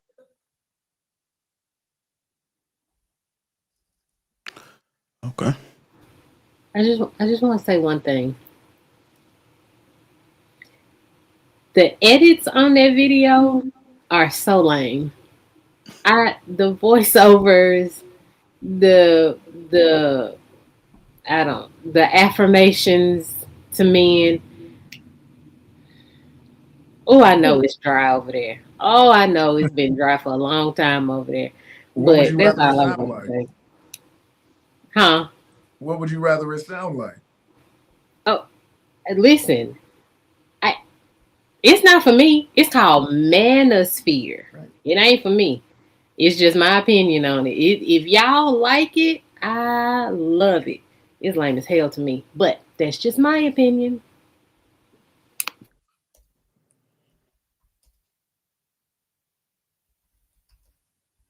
God damn.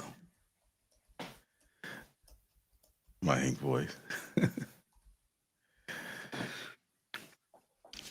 So I guess the panel seems to be mostly deciding as far as you definitely need to get a prenup.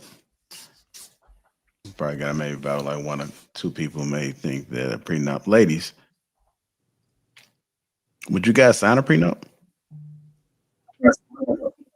Okay. So if you met a guy, he's worth just say 5 mil. Once you sign a prenup, you sign it? I just want y'all to nod y'all head too fast so I can know you lying. I would sign it. If I want to get married to him and I said this is my husband and that's what he needed to feel safe and secure based on whatever he been through in his past, that ain't got nothing to do with me. That really ain't got nothing to do with me. Honestly, it don't have nothing to what I'm finna do in the future. It has nothing to do with the way we're gonna resolve our problems. It has nothing to do with how he's gonna take care of his kids because I'm marrying a man that's gonna be a good father. What is it gonna do to me unless I plan on fucking up or I'm marrying the wrong dude? So, personally, having worked the way I have for myself for 20 years, I know how hard it is to get things. I know how hard it is to build a business. I know how expensive paying for your own retirement is. And so I personally I'm just not that inconsiderate. Like, I'm not going to come in and be like, this mine now. Because I didn't work for that. And also, if he wants to award me something in the end, if there's an end, fine, great. But I'm a hustler. I'm going to make it either way. I'm not homeless for a reason. So I'm going to be all right. But also, if you meet a man with means and you are not smart enough to match his hustle and get up and get it like him and get your own, or at least have some drive to do something, you're doing it wrong. If you're relying on him, you're doing it wrong. And so in the end, you really don't deserve anything. So I'm just a realistic person in their way, and I'm considerate because I don't want to take something that I didn't work for. That man worked for all of that. He should get to keep it. That's his. So I have a quick question. If it's a rich man, right? Because I thought about this. Because I know somebody that's in this situation. He's not, I don't know if they're rich, but he put her in in a marriage. He doesn't want her to work. He want her to stay home, take care of the kids. She just had a new baby. What if, and this is I want to know the fellas' opinions. If a man asks his wife to stay home and not work and to solely depend on him, do you think it's wrong for her to ask for a prenup? Hold on. So say that again. I mean, do you think it's wrong for her not to sign the prenup? If you're asking the woman to stay at home, not work, bear her children, do you think it's selfish of her not to sign the prenup? Yes, it's stupid of her not to, because that prenup is going to define what she's actually looking for. Yeah. So if she didn't want to do it, I would know that she's retarded, and I don't have. What if the prenup went against him, like doing having alimony, right? What if he said, "I want to, if we get divorced, the terms and conditions is whatever I came in with is what I leave with, and whatever you came in with is what you leave with," and he knows that he's asking her to be a stay-at-home mom and all this stuff. You know what I'm trying to say? Then she's a This dummy. happened before. It's a lot of men who do things like this and try to use that marriage and power as control. There are a lot of women that are stupid. Then, if a woman signs that knowing that a man wants her to be a stay-at-home wife, she's fucking retarded, and she deserves every bit of hell that she gets. The same way I said a man would deserve all the hell he gets for not getting a prenup, that prenup can protect her. She can say, okay, cool, I'm gonna be a stay-at-home mom, but that means, okay, let's see, for my field that I'm in right now, these are my average earnings.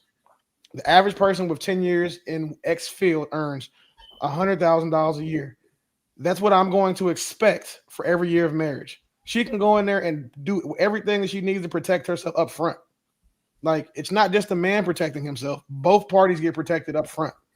So if a woman is saying, her husband says, hey, be a stay-at-home wife, she agrees, but then signs a prenup and doesn't outline that, she's fucking retarded. I'm gonna ask you a question. Do you think that women should find a man who's a leader and they should be submissive to him, or pretty much obey his, follow where he's taking them, where he's leading them to? Can you clarify? Because for some reason when you said obey, that just triggered my brain in a way that I didn't even know I would be triggered. Okay. So do you believe that a man is a leader of a relationship? So do you think that essentially his woman should obey him? I don't that whole sentence there. I don't understand that. I really don't. I cannot comprehend that. What is it about obey that? What is your definition of obey? Wait, let me explain. So because when people use it in the church, let me tell y'all the reason why I say this. I learned it in the church setting. And church settings had always said obey, but they say obey without question. That's when people usually use that word, they want you to be given direction and to follow direction without question. Well, that's what obey means. It means you can ask me questions after, right? Like, so all right. So you do believe that a man is the leader, so that you should pretty much you should follow the orders of the leader, right? Because that's what leading is. I should follow whatever the way he wants his household to be set up. If I decide to marry that man, that means I agree with it and I'm willing to follow it. Okay, so essentially, it's possible that he could lead you to hell, but it's also, but you're hedging your bets on him leading you to salvation because you chose that man and you think he's a good leader, even though it's a risk that he may make the poor decisions. The way you view marriage is weird to me. I feel like he's already proven that before marriage. That's the reason why I'm marrying him. Like, I'm just trying to lay the groundwork for something. So yeah, but I understand but the groundwork is kind of shaky. But go ahead. No, so So you understand that if you choose a man, you're choosing a man that you think is a good leader, right? Mm-hmm. But you know that by giving this man, being submissive to him, it still is a slight risk that maybe you made the wrong decision. It's a slight risk. Okay. Is that it's a Mm-hmm. risk there, right? Mm-hmm. Okay. I would argue, right? I would argue that a woman not signing a prenup is her not being a submissive woman. And I say that because if you don't sign a prenup, one day if you do get a divorce, that will give a woman leverage to for that man to no longer be the leader, right?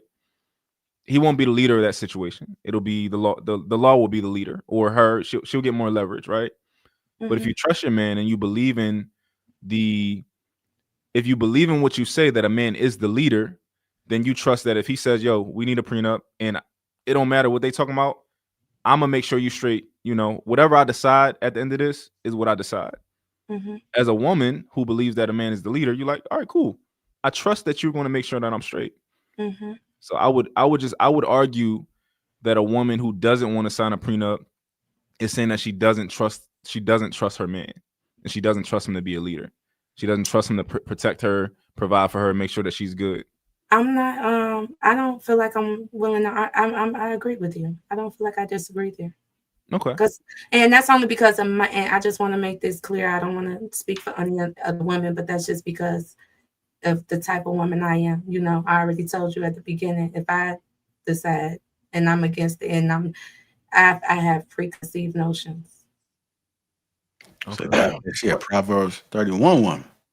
A lot of women listen with their triggers when it comes to talking about prenups and marriage shit, and a lot of men saying listen with their eyes and not with their ears to what women are saying. One of the best things that I ever received from like a mentor in like the life coach that I had was talking when I was going through my divorce was this: if your woman has an issue with and doesn't understand the inherent correlation between being led and being obedient, and then the subordination of a wife to her husband, that marriage is never going to work.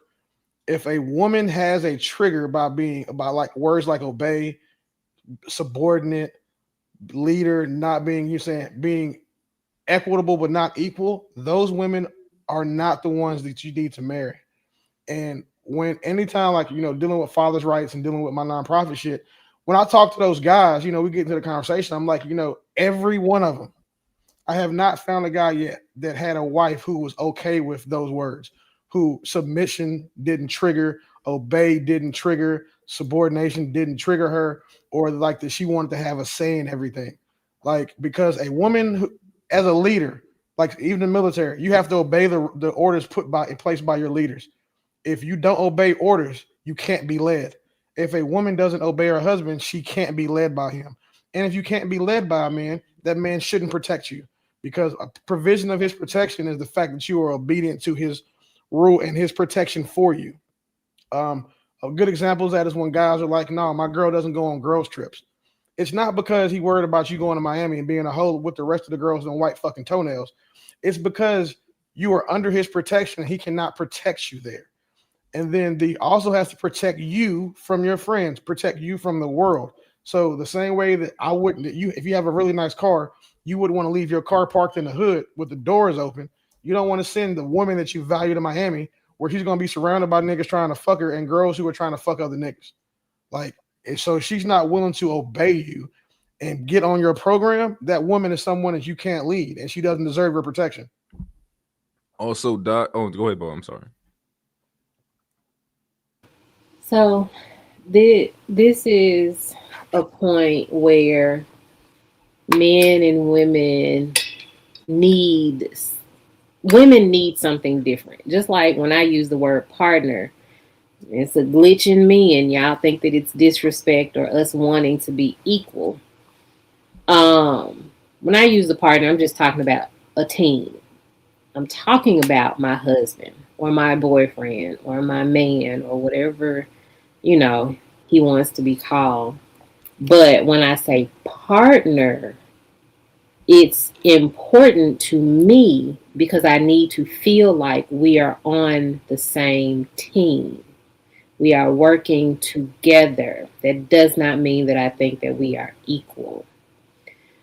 Just like when you all say obey to us, it makes us feel like children, like we're just we're just supposed to do what you say.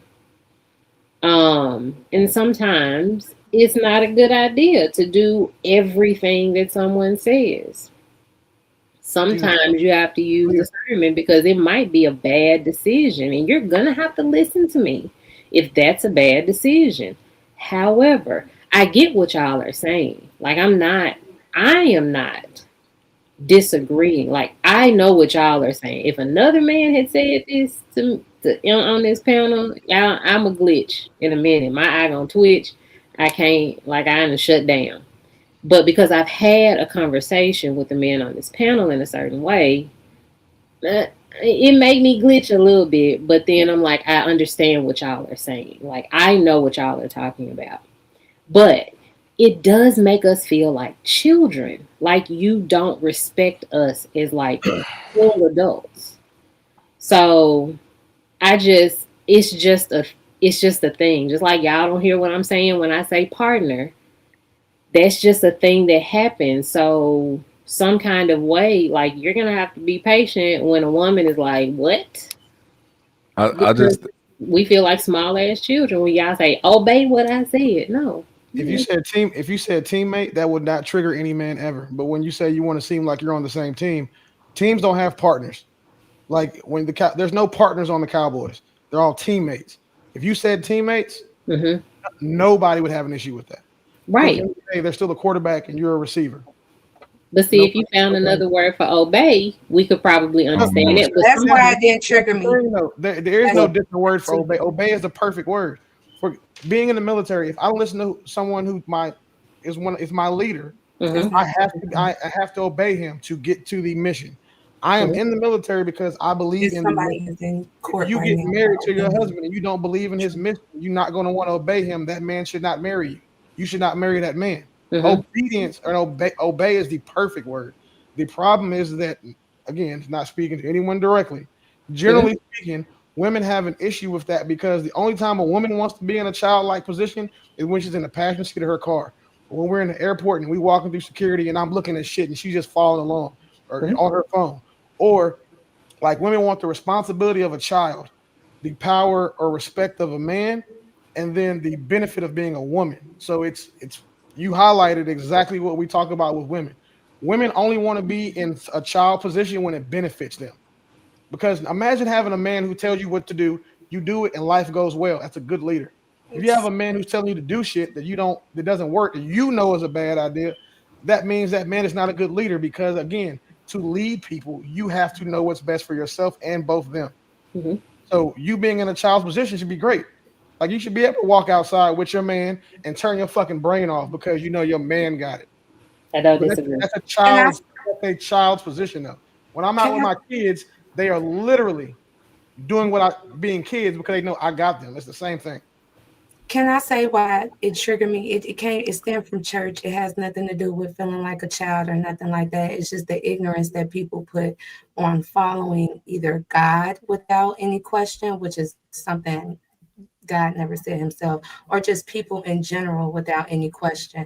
For instance, Bo brought up the term partners. I've been around married couples that have been married for 30 to 40 years that use that term. The only reason why men of this generation is triggered, and you can look it up, it's been around since the 20th century. That's when it started. Men of this generation is irritated by it because now that's a term that's usually associated with the LGBT community. It has nothing to do with women trying to diminish you or trying to put you down. Just like I don't think Monty, I don't think he's the type of person to well, sometimes, but I don't think he wants his wife to be led with ignorance, right? He wouldn't recommend his daughter to be led with ignorance, right? And when I mean by ignorance, it means like just going and like the the current, he used military personnel often. It's a situation going on in the media right now where an officer followed orders because he thought his job was to obey the president and not the Constitution, and now he's getting the backlash for it. Sometimes I wanted to, like, when he explained, he like, yeah, just do it now, and then if you need to ask questions later, that's cool. If my husband told me that, I'll be fine with that. You know what I'm saying? I'll be fine with that. But for men to think that we're not human, and to think that they're God to the point that they can't be questioned when we have questions, that's what I want to make sure. I want to make and it's not because of what men do, but like I said, it stems from religion. Religion was the first place where I learned, oh, follow this book and don't question it, and if you do, you go to hell. So it didn't stem from men making me feel like a little kid or anything like that. I was very specific on where it stemmed from. Yeah, I know we got DJ in the back there raising their hand too. I'm sure Grace wanted to say something as well. Go ahead, my bad. So I understand like I think I understand where people are coming from with this thing, but you got to understand that when you question the leader, right? It's nothing. You're a human, so you're going to be inquisitive. You're going to have questions, right? But you have to understand that when you put yourself in a position to where you're asking a question so that you can determine if it makes sense, that means you're trying to be the leader. If that makes sense.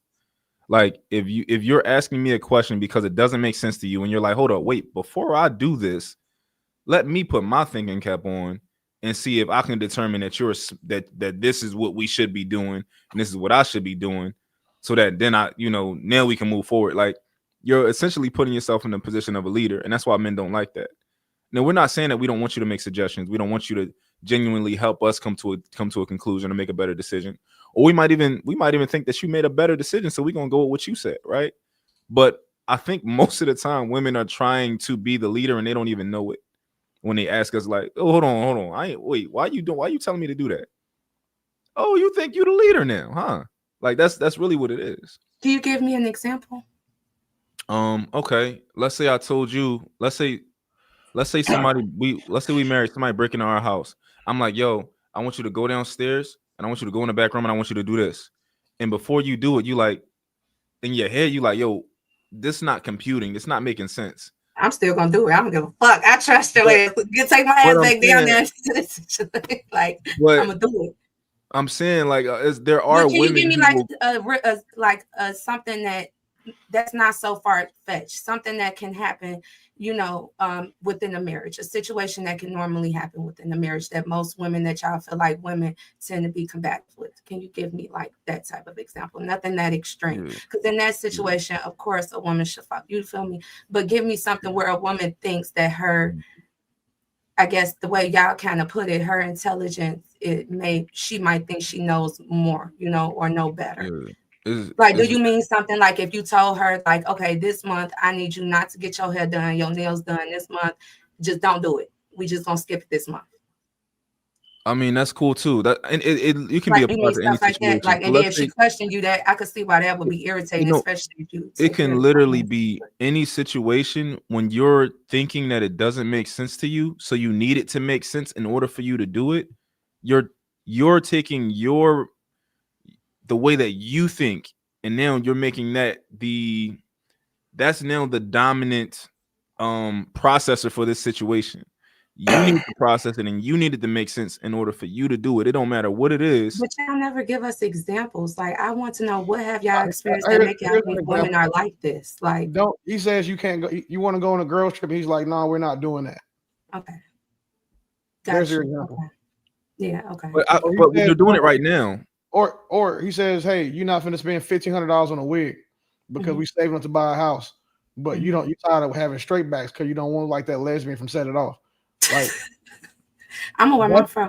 That's what he's talking about. I get what you're saying, yeah, and I understand why y'all would get frustrated with that. That makes sense. Those are things that, I get what you're saying. This is an example right now. No, I'm not your man, right? We're not together, but this is an example of the how it is right now. Of you need this to make sense to you, or like you need it to make sense to you to move forward, right?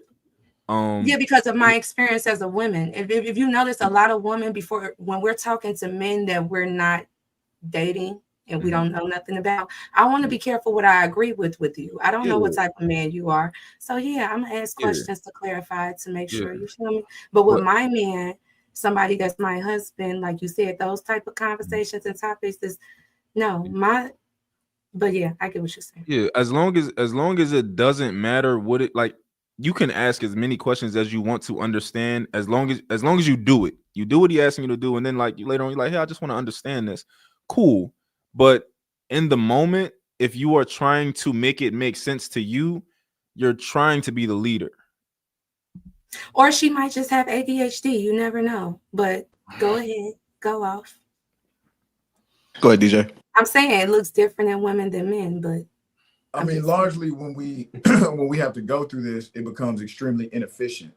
So if you have to constantly say to somebody or get permission from their own mind to follow out a directive, it's going to take you that much longer to do it. If we're in a competition with other couples and I say you should go left and you're like, well, should I go left? Now we passed up. As far as obeying, you have to obey the law. And that doesn't mean that you would be a child because you have to obey the law. It's just a word that means, yeah, go ahead and follow through with the directive and don't make it an inefficient process.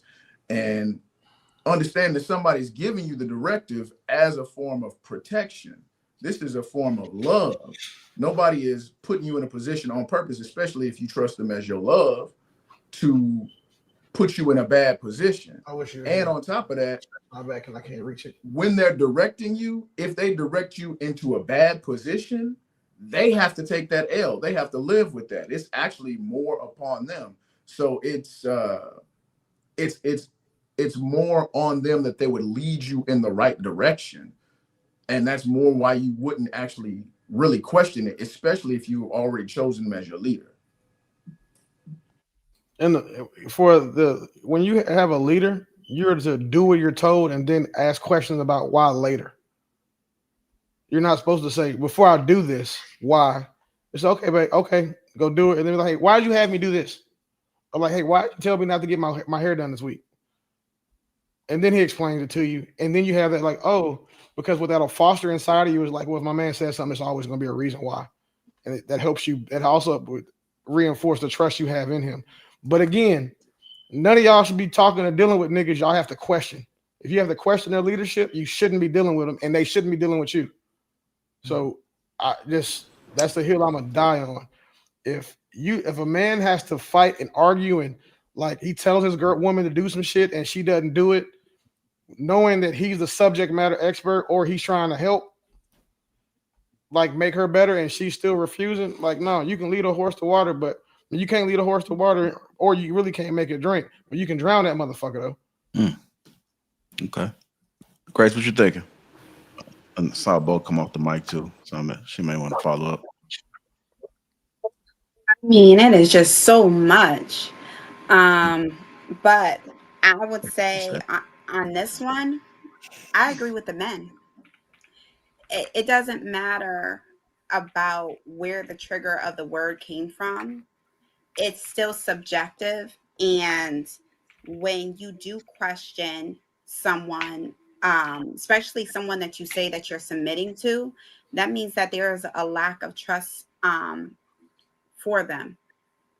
And for me, if I have to go into analytical phase with the man I'm with, then I don't need to be with them. It's okay to have a conversation if he's, talking to me and, we're deciding on where we want to go next. But if I give my insight and he says we're going to still move left, then we're going to move left. Because at the end of the day, a leader is going to hold all accountability. And if that's what I want, that means that I have to listen to his instruction. But also he understands that everything's going to fall on him if something does not work out. I'm happy. I think it was real dope when he said, it's not that, we don't want you to give us insight and, pour into us or cover us. And I'm adding my version of words to it. But I think, especially if it's in a public eye, then it shouldn't be a question. Then it should be a do, and let's talk about it later. I think that men listening, I hope that they understand that women do have access to environments and information that they do not have. And if your woman is providing insight on whatever, then, you take that in consideration. Go ahead, Bo. Well, I was gonna ask Lulu something. But I was wondering, because this always comes up when we're talking about like leadership and women listening to their men. I guess I'll ask the rest of the men on the panel. So, is it unfair for you to have to sort of explain yourself for a little while? Because I feel like you all don't understand how very few men are actual leaders out there, because women deal with men who do not make good decisions, who are not very kind people, do not who do not have their best interests at heart. Like, there are a lot of men who just want to control, who just want to tell us what to do. So when you get these reactions out of us, it's mostly just because these men are stupid and incompetent out here. And so it's not necessarily you, it's her trying to get used to actually meeting someone who does know how to do that. So is that unfair? So unfair is not something you should even talk to about men, because men don't give a shit about fair. The world doesn't give a shit about fair for us. So it's not something that we even really can. Most men don't. Excuse me. Most functional men don't worry about fair. But if we're going to go take the fair route, what's unfair is the fact that we have to worry. The reason why your ass is hard headed is because of the niggas you picked before me. I'm dealing with some shit that happened 3 niggas ago today while you with me. So is it okay for you to want to ask questions? Do that shit while you're dating. Once that man is your husband, all that asking questions shit is over. The time for you to get used to a man's leadership is before you're married, not after. Like, I would hope that's common sense. But agreed, most men aren't leaders. Most men aren't put in position to be leaders. Most men aren't raised to be leaders. And then when most men think leadership is just simply doing what they say, they're not understanding that it's like, I'm saying, you have to emulate what you want your partner to emulate. Imitate. It's what they say about kids. Like, your kids will literally imitate what you emulate. It's the same thing. So my wife will do what I say because I've demonstrated that what I say is best for us. If your man hasn't demonstrated that for you, he shouldn't be your fucking husband. And like, as much as y'all say, a lot of y'all love this buzzword, lived experiences. Like, it's common now.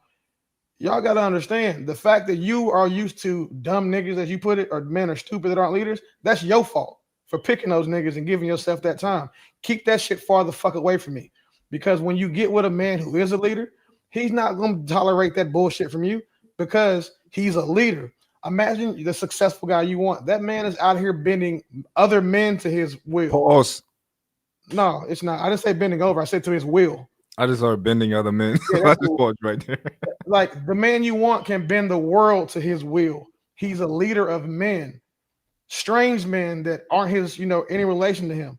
That man he's not finna go home to a curious or inquisitive ass woman. That man's wife is doing what the fuck she's told because that man has proven that he is. But that's the difference. That woman has a man who can do that and probably knew, well, hey, just because, I've been with 15 niggas. Of the 15 I've been with, 14 of them niggas wasn't shit. And now I got a nigga that is. I can't treat him like I treated the other 14 niggas.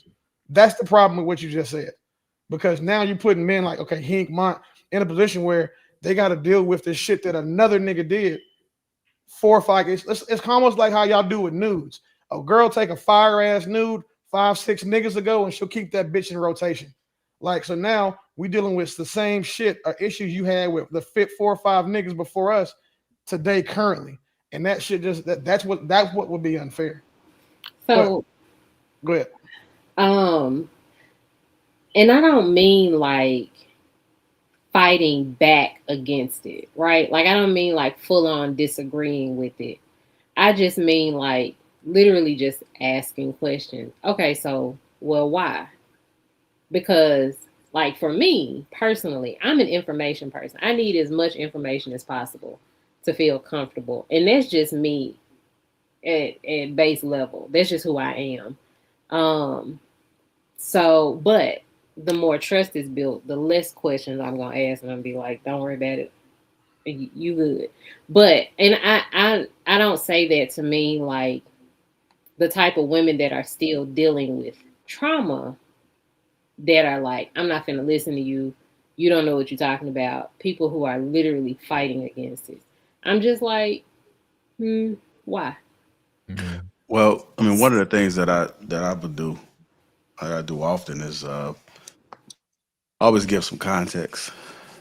So I may say something and then I may explain why.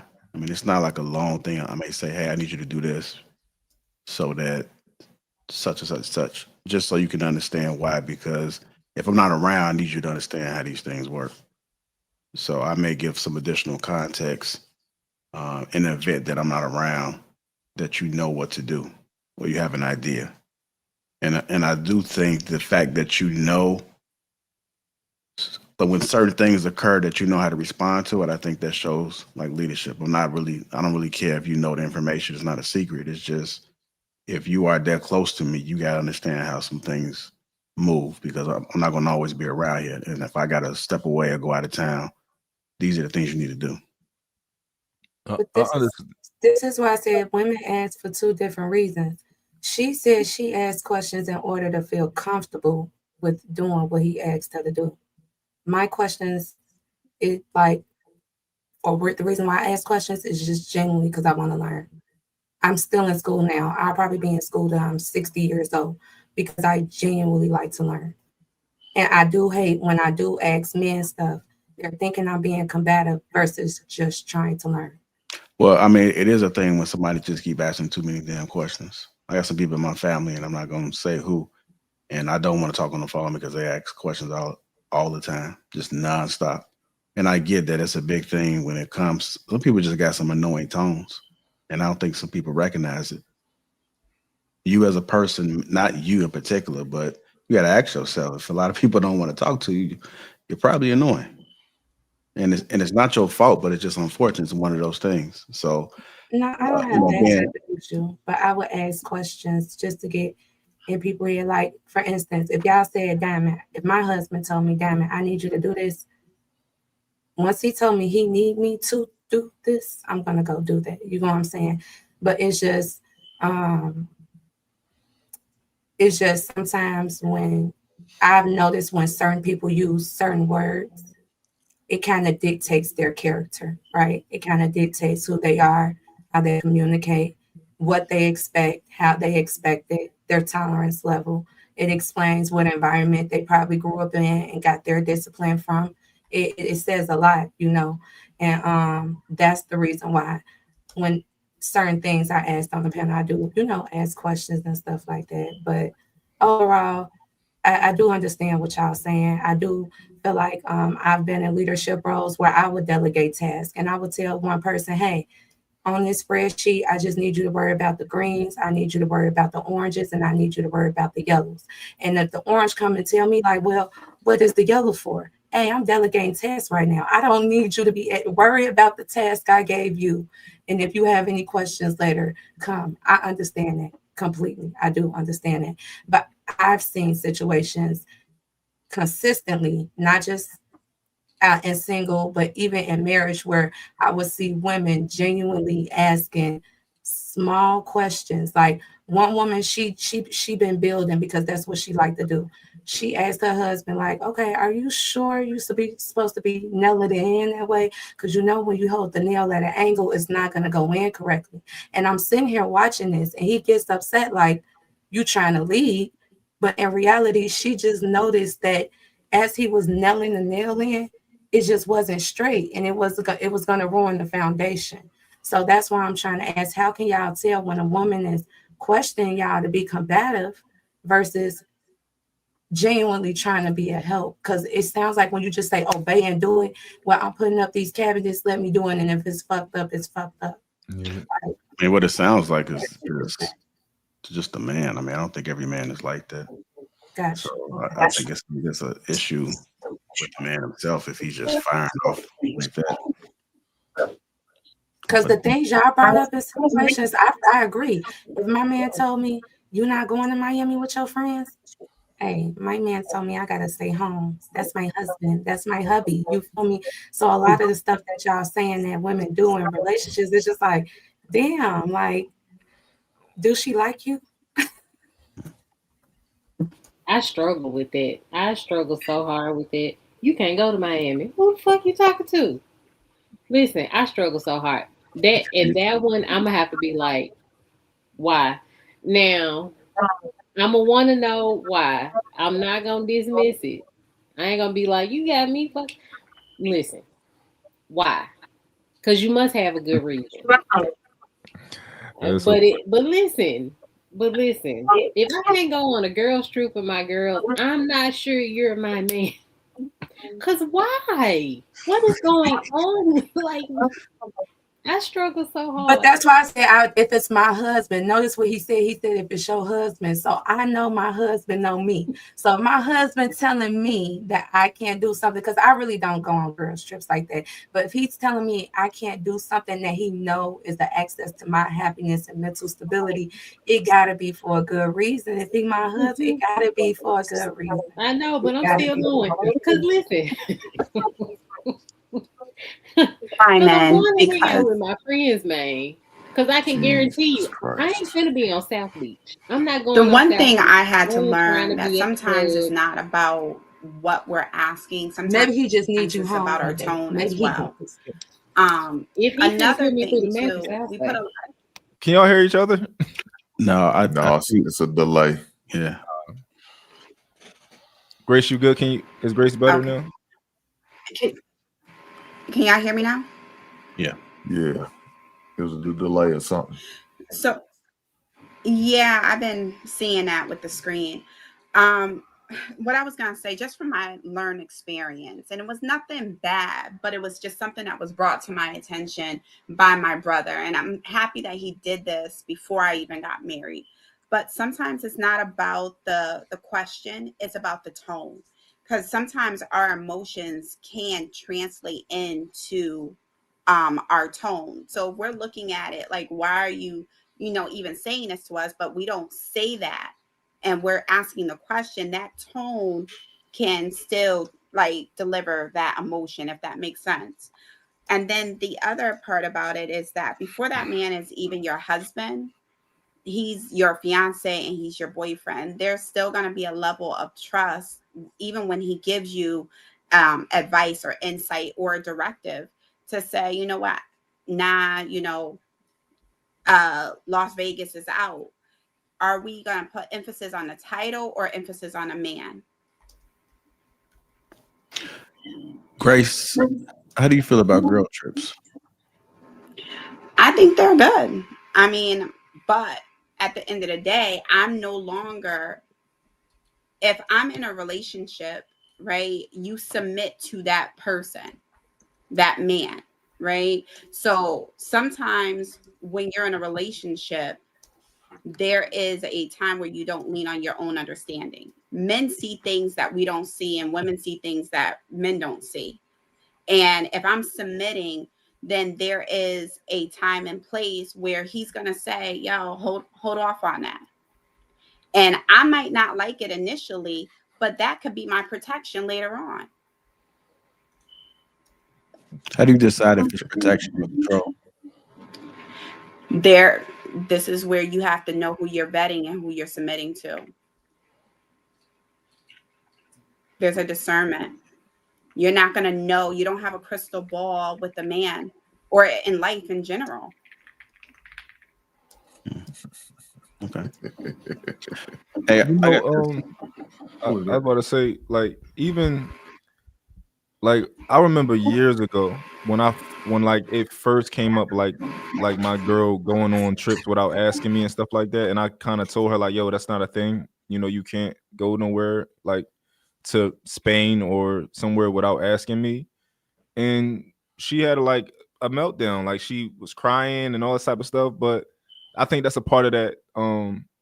That's a part of that acclimation phase of like being with the first man who you've ever been with. That's like, yo, I want to be responsible for you, and you're not about to just be going anywhere you want to. I do believe that there are a lot of women who just need a little bit of grace to get to that point where you need them to be. You know, like my girl is not a stranger to, you know, wanting to go on a trip and having to, you know, kind of run that pet and talking to me about it. And I'm like, oh hell no. And she like, what? Like, what are you talking about? I can't go. Like, you know, like, you're not my dad. She pulled a "you not my dad" before. And then I asked her, what does your dad do for you that I don't? And I literally told her everything that I do for her. And I said, so articulate to me why your dad would deserve more respect from me. I pick you up from work at 3 a.m. in the morning. If you got into a car crash right now, you wouldn't call your dad, you would call me. I make sure you eat every day. You like, your dad has his own wife, he has his own woman. You talk to your dad every 5 months. Like why would your dad deserve more respect than me? And she was like, you're right. So we never had a conversation again. So if she would have went on that girls trip, would you have given her grace? No. You just said you got to give him a little grace. Not that's not what the grace is. What the grace is for her. The grace is for her to understand what I'm saying. The grace shit. Oh, the grace is for her to understand that she might have a little fit. She might cry a little bit. She might cry a little double bit. talking. The grace was in the having the conversation in the first place. Will, don't save it. Will, we gotta. This is what he do. We gotta let him do it. Let him twist my words up. That's you said you're gonna give him grace. That's what you said, right? So when she come back, she gonna expect that grace. Ain't that type of grace. Y'all know what I mean, though. The other guys know what I mean. It's cool.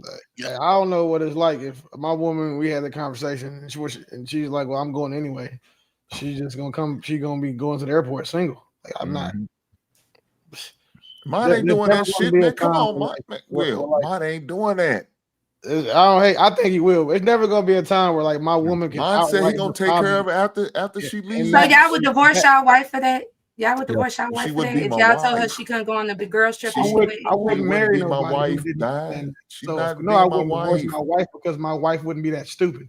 I quit fucking with a girl that I'm dating, or I cut my girlfriend off if she did that. But outright defiance of me trying to protect you is a fireable offense. Yeah. So. Grace, Grace, you asked me, you want my thoughts. What would you want my thoughts on, man? Oh, it was a while in the conversation ago where like it. I just you can always bring it up. We ain't talking about shit now, but girls trips that my wife ain't going on. So you good? Now I do have a question for the men. If you know that her and her friends, 8 of her friends that they grew up, they have religiously took yearly trips to various places as a bucket list, you would say it's a no-go as soon as you get into a relationship with her? Yeah, Chris, can I say something? I wasn't responsible for them. Yeah. Let me tell you what it's gonna be. It's gonna be a new trip. I'm gonna be right there with them. I wasn't responsible for you then. Like, you weren't my woman when you were taking them trips with your friends. So all of that shit you were doing with your single friends is dead because you're not fucking single. And then 2, we going. We all going. I'm responsible for you. That's the thing, right? So if you go, a lot of y'all love going to the Bahamas and let them niggas rub that mud and shit over your body, right? Not understanding how dangerous the Bahamas is for single black women. Some crazy, you go down there and you get kidnapped and shit. I'm not Liam Neeson, so I'm not coming down there with these sets of skills that I've acquired over a lifetime to come over there and get you. But when you get kidnapped, you know who's gonna be mad at me? Your daddy, your mama, our kids, your friends, my family, your family, because we're at the end of the day, I'm responsible for you. So for the fact that I'm responsible for you, and if you were to take that trip, would have you outside of my protection and my provision, Why you don't you can come with us? Come with aside us. from the fact that you're doing some shit with your single friends, like a woman that does single shit in a relationship is a woman that's not fit to be married. How you know they single? Why they can't all be married? Going on a trip. Listen, I can send you a if couple you of my want to friends argue that's doing that outliers or now. just make up reasons to argue, like again, you're gonna prove another point we I'm made dead earlier. ass But serious. again, I'm not trying to be funny. The majority of groups of women are comprised of single women because when women get married, they don't have those big those big groups of friends anymore. Because they don't have time to. You don't have time to maintain all those friendships and then be with your woman. Be with your husband. We flipping this trip. Yeah, we flipping this goddamn. You try to input some personal shit. That's cool. It's a couple trip now. At the end of the day, if I say you're not going, you're not going. Now, a couple I will explain why, which I just explained to y'all. That's why it doesn't happen. Yeah. But no, great. If she tries to push back, she can go. I'm not telling her she can't go. The part that I'm saying is you can't go and still be my woman. And still be my woman is literally the silent part that should be understood. Yeah. No, Grace, I want to answer your question. So I'm not like the other guys. I'm not like 100% against girls trips or nothing like that. There you go. See what I'm talking about? Go ahead. There's that Grace. Go ahead. You go, Hank. No. There's that Grace. But gracefully, what I'm not 100% to you, Grace. girls trips, right? So, but for me, the first thing I would need you to understand that if I do feel like I don't want you to go, then you're not going. Before we even can talk about if I want you to go, like if I'm okay with it, if I'm comfortable, you need to understand that if I do say I don't want you to go, then you're not going, right? What? Even though you've been going on this trip all your life and all that type of stuff, because I don't want you to think that since you've been doing it all your life, that I can't say nothing about it, or that I can't, I've been doing this the whole time, so you can't, no, I don't want you to have that impression. I want you to understand that, no, if I say no, it's a no. But it depends on the context. It depends on where you're going. It depends on how long you're going. All of that matters, But I'm not. Damn. Yeah, I'm not opposed to girls trips. It depends. But I'm also one of the men who say that I can tell my girl you can't be friends with her no more. I'm one of them guys. So I kind of pick my girlfriends to a certain degree. So, and I think that's my role as a man to some degree. So, and can we not act like should I do all that and she's still not going? I don't give a shit, man. What are you talking about, man? Can we not act like that's not you flip flop? That's been proven a lot. That women who travel a lot and do solo trips or girls trips tend to be promiscuous. There's a direct correlation to that. And it's weird when I have a hard time. This is what I struggle with. I have a really hard time not associating this thing to a person when they argue against it. So if a woman was vehemently mad about not going on a girls trip, and then say she's a nurse, it's already strike one, right? Because we know most nurses are whores. If she wants to do that and go on a girls trip, I'm going to feel like you going because you just want to go do some hoe shit. Period. Because we men who go to these places and have been to these places, the single men, we know what y'all are down there doing. We know you down there sucking his dick while your boyfriend is in the hotel waiting for you. We know that you got a husband at home that's FaceTime you 15 times in the 4 hours we were together because he's insecure. He knows what you're doing. And your goofy ass forgot to turn your location off. We men have that same lived experiences y'all like to bring up. And in that lived experience, we know what you women are doing on these girls trips. Okay, so I just want to say this. The same way that you say when we was talking about the man situation is the same thing with the woman. If it's your wife, like we said, when I had put it in a space of me being with my husband, the man I'm choosing, the man I'm going to do this. If you think your wife has that type in her, if you think she the type to go on a girls trip with single people, why is she your wife? We're talking about your wife here. Ain't that the same thing you said? So when I gave you answers and you was like, no, we're talking about your husband. This is one thing that I hope I find a man who trusts me as much as I trust him. The man I marry, I hope that when I say my I do and I trust in that, I hope he has faith in the woman that he married as well. Because it's a double standard there. Y'all say y'all get offended when y'all ask us, when we question y'all, but and women who carries themselves and grace, women who carries themselves with dignity, with moral standards and values, they'll be offended. Like, why don't you trust me? Have I not proven myself to be your wife? Like, that's crazy. Then I would just answer that question. I'd be like, Grace, I know you don't suck dick for money, but I know 2 of your friends have before. Or I'd be like, Bo, I know you're not a whore, but some of your friends are.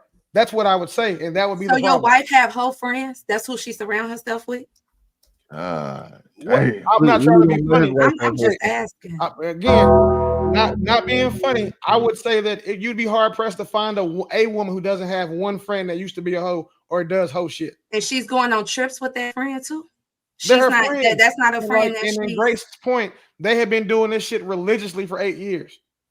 Like, I'm a math-based guy. The odds of a girl having a friend group where there's not one pussy seller or dick sucker in that group is slim to fucking none. And Willie, I'm so sorry about your experience, and maybe, and It's that's not probably great. So it don't might try to have a play lot off to do like with it's your my money. experience. It's what Your I've pull of observed. women, your money It's change. my but observation from women. It's not my personal experience. I But I'm observed saying- women on these panels who were like that. We had a whole girl on here who was a sex worker. all of the And she married had the women same I talking am points in y'all have about contact with girl now shit. that's been married for 30 years, that's in their 50s and their late 40s, and they've been married for 30, 20, 15 years. They don't have whole friends. They whole single friends they go on trips with. That's why I'm confused. See, and now it makes sense why a lot of the stances that you took early on Prenup, it makes sense. Because that's it, and I'm not saying those group of women don't exist. I'm very aware of them. I'm very, very aware. But I am also aware they're also in that pool of women that you now have access to as well. But that's not an excuse to say that's what the average woman is doing, because based on what you told us, you haven't dated the average woman and been in this vicinity for a while now, like since you got out the military. So Let's make sure we don't misquote. I didn't say shit about the women that I've dated. I didn't say I haven't dated average women. I said I haven't been average. Unfortunately, men tend to date down. We have no choice to. The majority of men will date down. So an above average nigga will probably not marry an above average woman, because if you use the same metrics for a woman that make me above average, we don't want to fuck with them women. We want the women that are regular, that are doing regular jobs, that have time to still be feminine. We want those women. So to make sure that if you quote me, it's specific. Gotcha. And then again, these aren't my personal experience. These are my observations from being a man. I haven't had a girl. None of my women have gone to Miami on girls trips because I wasn't doing that shit when I was an average nigga. That shit just wasn't going for me. But I have been to Miami, been to Vegas, I haven't been to the Bahamas in a while. I've been to a lot of these frequently traveled places, and I see what y'all are doing. And when I say y'all, I say women. I see what y'all are doing. And then two, just understanding that a lot of the guys that women find attractive that have access to women, they don't see these women as women they can't get, even though they know they're married. We see you down there with the big ass ring. We see you down there talking about your man, your man, your man. As soon as them drinks start flowing, that nigga got the right car. He say the right thing. He give you the right feeling. You going with, excuse me, not all of y'all, but a lot of y'all are going with them women. But we were specifically talking about your wife, though. Remember, we was talking about the woman you would be married to. That's what we was again. So actually, what we were talking about, what Grace asked, is why are you guys married? What's your wife going? And then said, would you be mad with your wife going, and she had been going previously 8 previous years? You start giving these connotations on what could happen. And I'm like, why are you marrying a woman like that? Well, that means no man could marry you, because anything could happen. If that's the case, anything can happen to anybody. But the likelihood of it happening when you hang out with whores is significantly higher. Like the likelihood of me walking down a dark alley in the back, likelihood of me getting robbed when I'm in a back alley in the fucking projects is higher than when I'm in the neighborhood I live in now.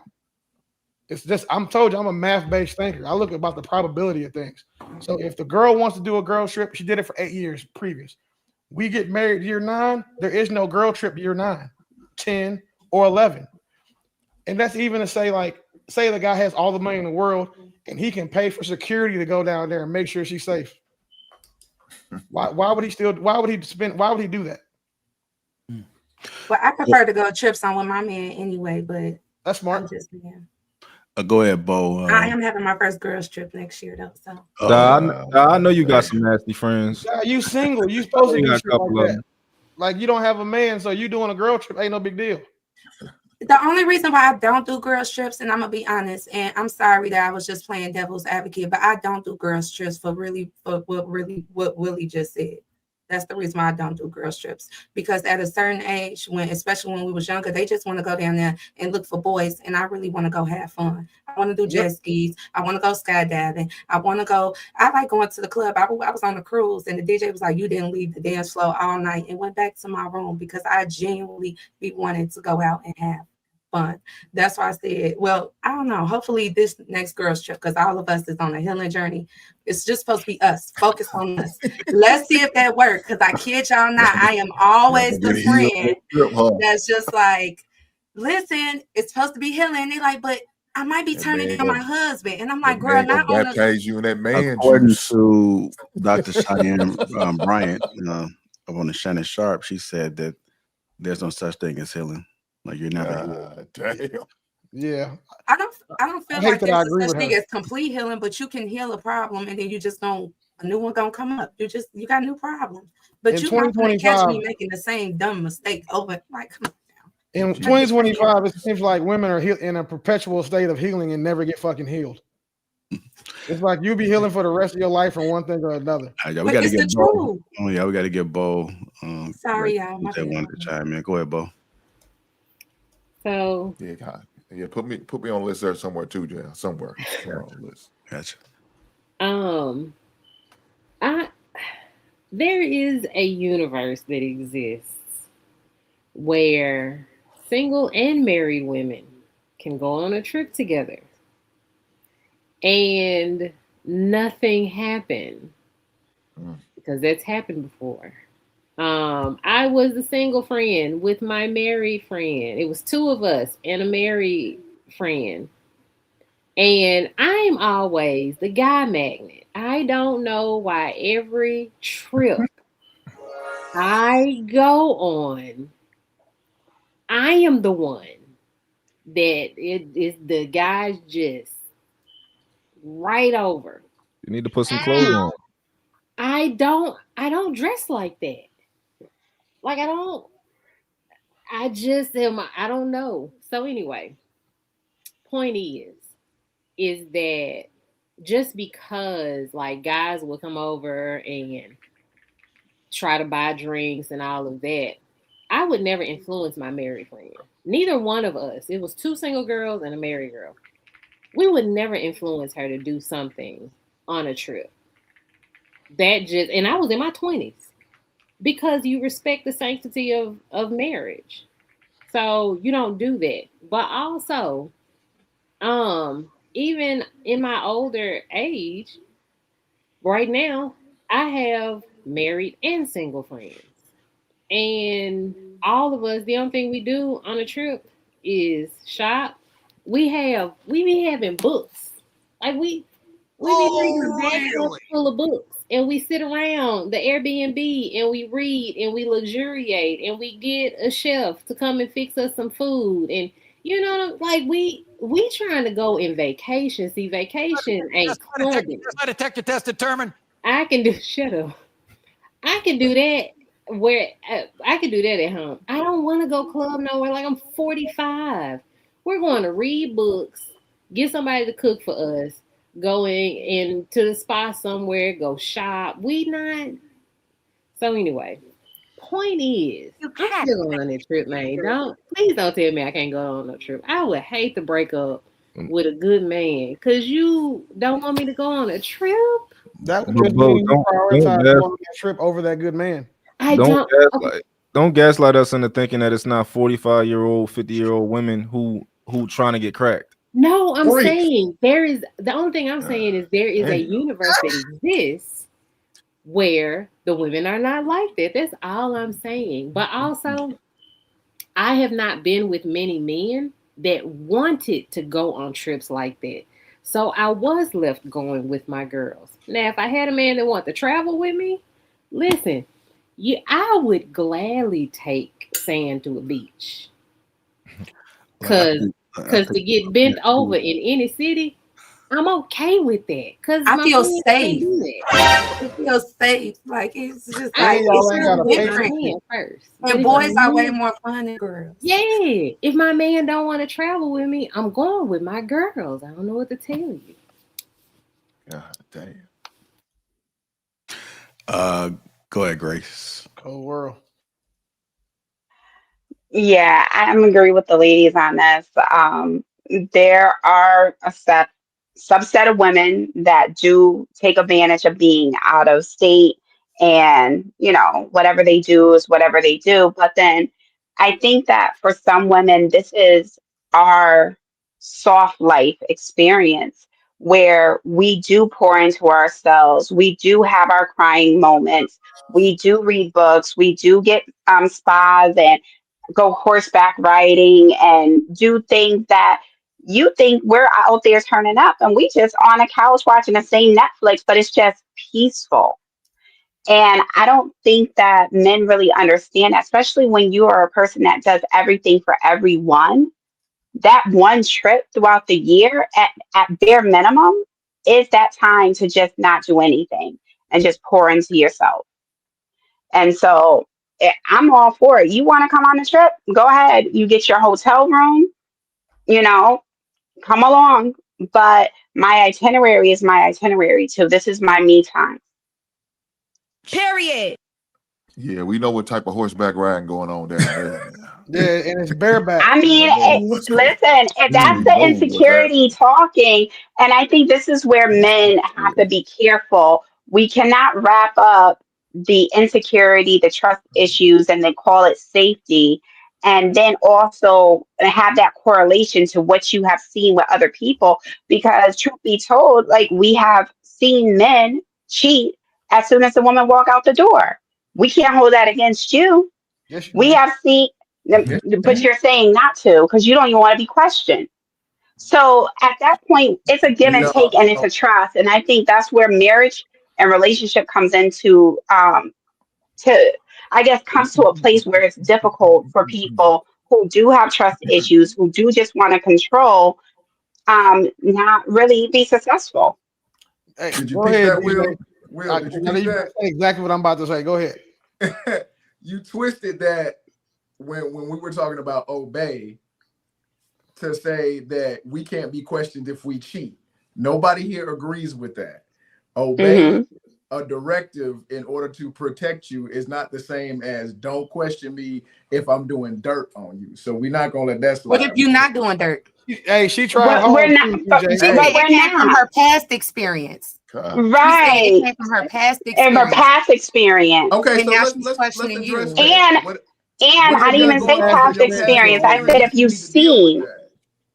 What you going on? Hey man, y'all, what you y'all got don't hear going that on man from your talking. past Y'all just gonna interrupt that experience? man, and y'all just said fuck his opinion, huh? Yeah, I've been doing good all day. I'm sorry. No, you Say doing that bad again? now, Di. I've been Y'all, doing you good and Grace all doing day. bad now. What you got going on from your man. past Why y'all always trying to experience? say to women, man? He Come can't on, got no Following your grace. leadership, Hank. They not because He they ain't was. got no I've been Lead by quiet most of example, the Hank. time. Let him finish. Let him But finish. see, Hold on. What you got going on from your past experience really should be taken care of before you get to this next dude. He shouldn't have to carry that baggage. That's right. First off, you actually doing him a disservice. But as far as the commitment that you got to your friends for 8 years, once you make a commitment to your man, his commitment supersedes your friends. So that's done. Now you get like you all alluded to, you can compromise to finish your bucket list with your husband or the guy that you committed to, whatever. But the truth of it is, we don't trust them niggas down there. We don't trust the hoe or hoes that you're going with, and we cannot protect you. And we're not using our idea that you may be with somebody as a means to protect you. And the way we know that is because Di already said, I feel safe when I'm with him on vacation. So she already done it for y'all. She said what we already think. But they said they feel safe with their girls. Right. Girls. That's why I'm going on a girls trip. You feel safe trying with to your make it seem girls? like it's two different But things. The see, first thing y'all brought up was what your wife could be doing, what she would be exposed to, based on, and Willie said it, based on what he's seen girls do and what that had nothing to do with me as a wife. Me as a right. wife, I have always held myself to a certain standard. So why do you think that standard would change when I leave to go out of town? So And it's not before just you, so. I just want to add this part to it to clarify Nah, that man. I did not say the woman's past experience. I piggybacked and said we all have seen guys, speaking from a female's perspective, just like Willie said that he's seen females, certain type of females do things. Women have seen men do certain type of things. We cannot hold that against you. So now all of a sudden you want to So use this is that to not another. go on trips. So this is another thing. Like what you have going on or witness personally. Yeah, you can use that, but at the same time, you can't say, I want to go down there and it's okay for me to go down there because I'm not going to do anything. Again, it's not about just you. I don't trust them niggas down there. I don't trust one or two of the hoes that's already going with you. Those two things will put you in a particular position I can't protect you from. And you might just be stuck out there with some dude all up in your face because he the odd man out and you the odd one out because you don't want to do hoe shit. And I can't be down there to do nothing about it. But So DJ, what you're about to experience is you're not going to be able to convince women to understand anything that you're saying when it goes against what they believe and want to do. I appreciate you, brother. But no, when it goes against who we are as people. So that's when y'all logic, saying though. women are down there doing, I'm sorry, go ahead. I'm sorry, baby. I'm sorry. I don't want y'all to think that it's all about protecting you, right? There are just some situations and some things that if you are in a situation as my woman, that's unbecoming of you, right? Even if I can trust you to the moon and back. I don't want you around a bunch of hoes in the club because they're your friends and all that. Like you make it like as a man, there's still some sort of pride that I have. There's still a bit of ego that I have. I don't want you out here in certain situations because you my woman and you're not an average woman. You my woman. And if you with a man that's not an average man, then you don't understand that I just don't want you in that situation because that's not what we do. We don't be in that type of area. If that makes sense. It's not always purely about protecting you. And I get that, right? Why are you taking this stance? Here Because comes the butt. You're okay. You're okay with them doing it. You say you're okay. You're not totally against girls trip. So why are you taking this stance? No, I'm not totally against girls trips. No. So you should be taking this stance then. I don't like I'm against the club. I don't like my woman in the club, and there's certain other things that I don't like. But girls trips, they talking about girls trips, so that's different. I think when y'all think girls trips, y'all think like non-girls, rough, rowdy, going to Jamaica. Like that doesn't encompass all girls trips.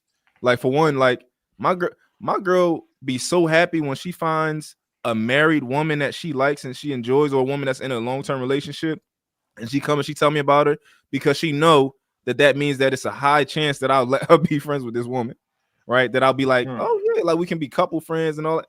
Yeah, Bo. Because listen, I'm like a hawk. Like I can identify a woman that ain't shit. I can identify her, right? So I'm just gonna say something that you guys said earlier. You gotta lead by example. So the same way that you want to dictate her friends list, I hope that there are no holes in your friendships at all. Like excommunicated out, fraternity brothers, like shrine brothers, all out. Men can't be hoes. It's a different. That would indicate no, they can. They can't. Men make hoes. They can. We can't. No. We make hoes, and this is what happens with women. Women try to act like it's a double standard. It's not. It's a different standard. Nope, it's a character standard. Are whore makers because a woman becomes a hoe by fucking a lot of us. A man is, unfortunately, in our society, we gain value by being able to fuck a lot of women because we have to do something to do that. You as a woman, all you have to do is be born with a slit between your legs and it be wet, and then you comply. You've been able to do that since you were 16. So there's nothing special about you fucking a lot of men. It's actually a bad thing. A guy has to earn that value and right to be able to fuck a lot of women. So therefore, we can't be whores. Y'all can. A lock that can be unlocked by a bunch of fucking keys is fucking. Grace, I got you. Grace, I think you'll appreciate this. I think you'll appreciate this. Right? I heard what you said, right? And the difference with me, right? When it comes to my friend group, I'm not gonna say that I'm the leader of my friend group, but when it comes to certain things, a lot of my friends follow suit, right? So I don't cheat on my woman, and I preach that all the time. Like I don't would be with none of the nut stuff. Like I don't do that, right? So just because all of my friends weren't always like this, they start to become like that. Like to the point that like my friends, if they are cheating or doing something like that, they don't tell me no more because they would feel embarrassed if they were to tell me like that, right? So it's a little bit different for me, and my woman knows that about me. She knows that like, yo, whatever I'm on, like the people around me and people who meet me and be like, oh, like he on that type of time. Like I get DMs from guys all the time, like, yo, bro, I'm trying to be, like that. So it's a little bit different for me because I'm literally a leader. Like I'm a leader of my woman. Like I'm a legitimate leader. You don't have to worry about me following nobody. You don't have to worry about nothing like that. My woman's my woman. She's not a leader. That's not her role. That's not what she wants to be tasked with in life. She doesn't want to be tasked with the burdens of having friends kind of leaning on her for certain things and stuff like that. If that makes sense to you. All right, cool. It's my turn. Yeah, it does make sense. I just, one thing I'm going to add is that men and women both have a immature side to them. I think that it was Willie that mentioned earlier where women are stuck in their head, like the fantasy. And that was just how we were raised. We played Barbie dolls, we played house, we played school, we played dolls, we played everything imaginary, right? And so, of course, a woman can now grow up and insert that man into the lifestyle that she thinks he can play. And it's not really the reality of him, it's what she wants to see in him, the potential, right? But men on the other side have a lot of points. Y'all play a lot of sports and you like gaining points. And when it comes to women, that's where I think you rationalize it with points. Oh, I can sleep around with them. But it still comes to a point where a mature man knows about discipline. A mature man knows that he's not for the streets. And a mature man knows how to handle himself. So this is where I'm saying that it's not about just sleeping around, but it's about the discipline. If you expect her to have a certain type of friends, then you should have a certain type of friends. And that's all I'm saying. All right. Well, look, I don't believe in girls trips, but I don't do boys trips or guys trip, men trips. I don't do that shit. So it is what it is.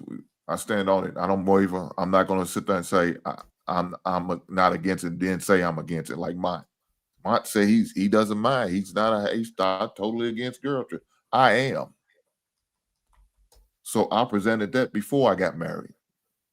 Not doing this. I had to vet my wife's friend, and one of them had to go. She's a hoe. Yeah, you can't be dealing with her no goddamn more. You got to cut that heifer loose. She's no longer in the group no more. Cool. You want to go on a girl trip? I'm going. We going together in the name of goddamn love. I was going on, my cousin them called me for a guys trip. I said, hey, man, my wife coming. We going to get a hotel.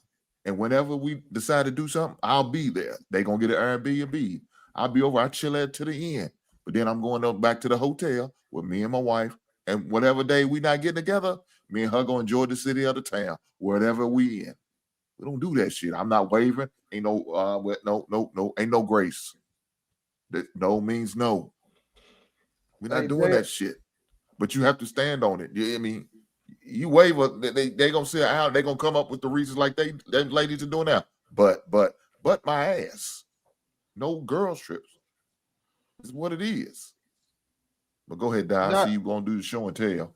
Now you do realize you just showing us a picture of a bunch of women that travel. It doesn't support either argument. No, go follow her. You gotta go look. You gotta go follow her. Them married people. Go follow them. Y'all all know. Is it a husband and wife? That's Is it a husband and wife? Are they couples? Are the husbands there? No. Some of the trips the husbands aren't there, but some of them they are. Exactly. It's bullshit. That's what I'm saying. That's shade, the issue with our older generation. Send that to JR so you can put that on the screen. I sent it on TikTok. That needs to be highlighted. Yes, highlighted JR. I said I'm shady. God, that definitely needs to be highlighted because I that's tried tough. to get Biz. I wanted Biz to do her wedding pictures. Sorority, sisters, all that. Yes. How would you feel if how would you feel if your man pretty much was telling you like which friends like you like yo I don't want you friends with her? You cool with that? It's happened to me before, and I did some friends I did have to cut off, but then he tried to tell me family couldn't be family, and I'm like, okay, now you're getting insecure. This girl, this is my sister, literally. I don't give a shit, fam. But my friend, anybody who's not blood, because y'all have to remember he wasn't my husband yet, so calm down, Hank. Oh, okay, that makes sense. Gave him some type of say so calm down. But this was still family that he was trying to have me disown. Now, if we're married, that's different. But like for instance, he told me at the time I had a baby shower, my friends couldn't come. They was mad. I lost friends. Some of them still don't talk to me to this day. You feel me? I have respect, but there's men, you can't expect that type of control without putting a ring on my finger. I did give him some say so. But when it comes to family, you got to prove to me that I'm your family before you have me cut off my family. No, we're not doing that. So okay, let me ask you this, Di. What type of family members did he tell you to cut off? Were they them whole type out there doing street shit? Yeah, but I don't. Yes, but I didn't hang out. Damn, listen, Hank, can you wait, Hank? Listen, I never hung out with her. This is family. We hung out at my house. We didn't hang out in the same environment. I didn't go to the clubs with her, so that's what was pissing me off. How you gonna tell me she can't come to my house because of what she do outside my house? That ain't got nothing to do with me. No, it doesn't. She brings that but Di, that's if my she sister. brings that negative environment to your home, that could be a problem. She can. That's called boundaries, Hank. I don't know what type of. This is why I say I don't know what type of women y'all date. But when it comes to my house, my environment, there's boundaries. You're not bringing. Why are you bringing bullshit to my house? I don't deal with bullshit. What type of women that y'all used to deal with in the past that women don't have boundaries on? The people It's they interesting. Trying to make it like it's about the interesting. women we deal with and not like the women we interact with on these panels in real life or in these clubs or places we're talking about. Like I've never had my friend bring her shit to my doorstep. I've never had your sister was doing some street shit and she's at your house. That street shit can follow you to your house. Goddamn right. Is she doing? Okay. Hold on, Di. You know y'all just taking it too far. I'm just confused about what y'all. You know what's interesting, Di? I think that because you keep mentioning like, oh, the women y'all date, but this is just my opinion. You might disagree with it. I think that you really need a leader. Like you need somebody in your life to like show you things and to tell you like, yo, this person is not good for you. This person can bring stuff back to your house. Like, and I know you probably think like, oh, this is family and all that type of stuff. But a leader is going to tell you like, just because somebody is family, that don't mean nothing to me. You know how many women are inside families where those families have allowed people to touch them and never did anything about it. Like you gotta, it's so many families who allow the women inside of their families to have things happen to them and they don't do nothing about it. And do you know there's many women that have? That's why I said, what women are y'all talking about? Every time y'all talk and give advice to us, and sometimes y'all talk to us and give us advice as if we're those women. As if it's like, do you know what it takes to be that type of woman? Do you know what you had to go through? Do you know what type of things you had to avoid? The lack of accountability you had to have in your life? Yeah. Like that's why it's just mind-boggling to me that y'all saying that she can bring bullshit to my house. First off, any person, not just friend, anybody I'm doing business with, anybody that has the ability and has that in them to bring bullshit back to my house, it will not come back.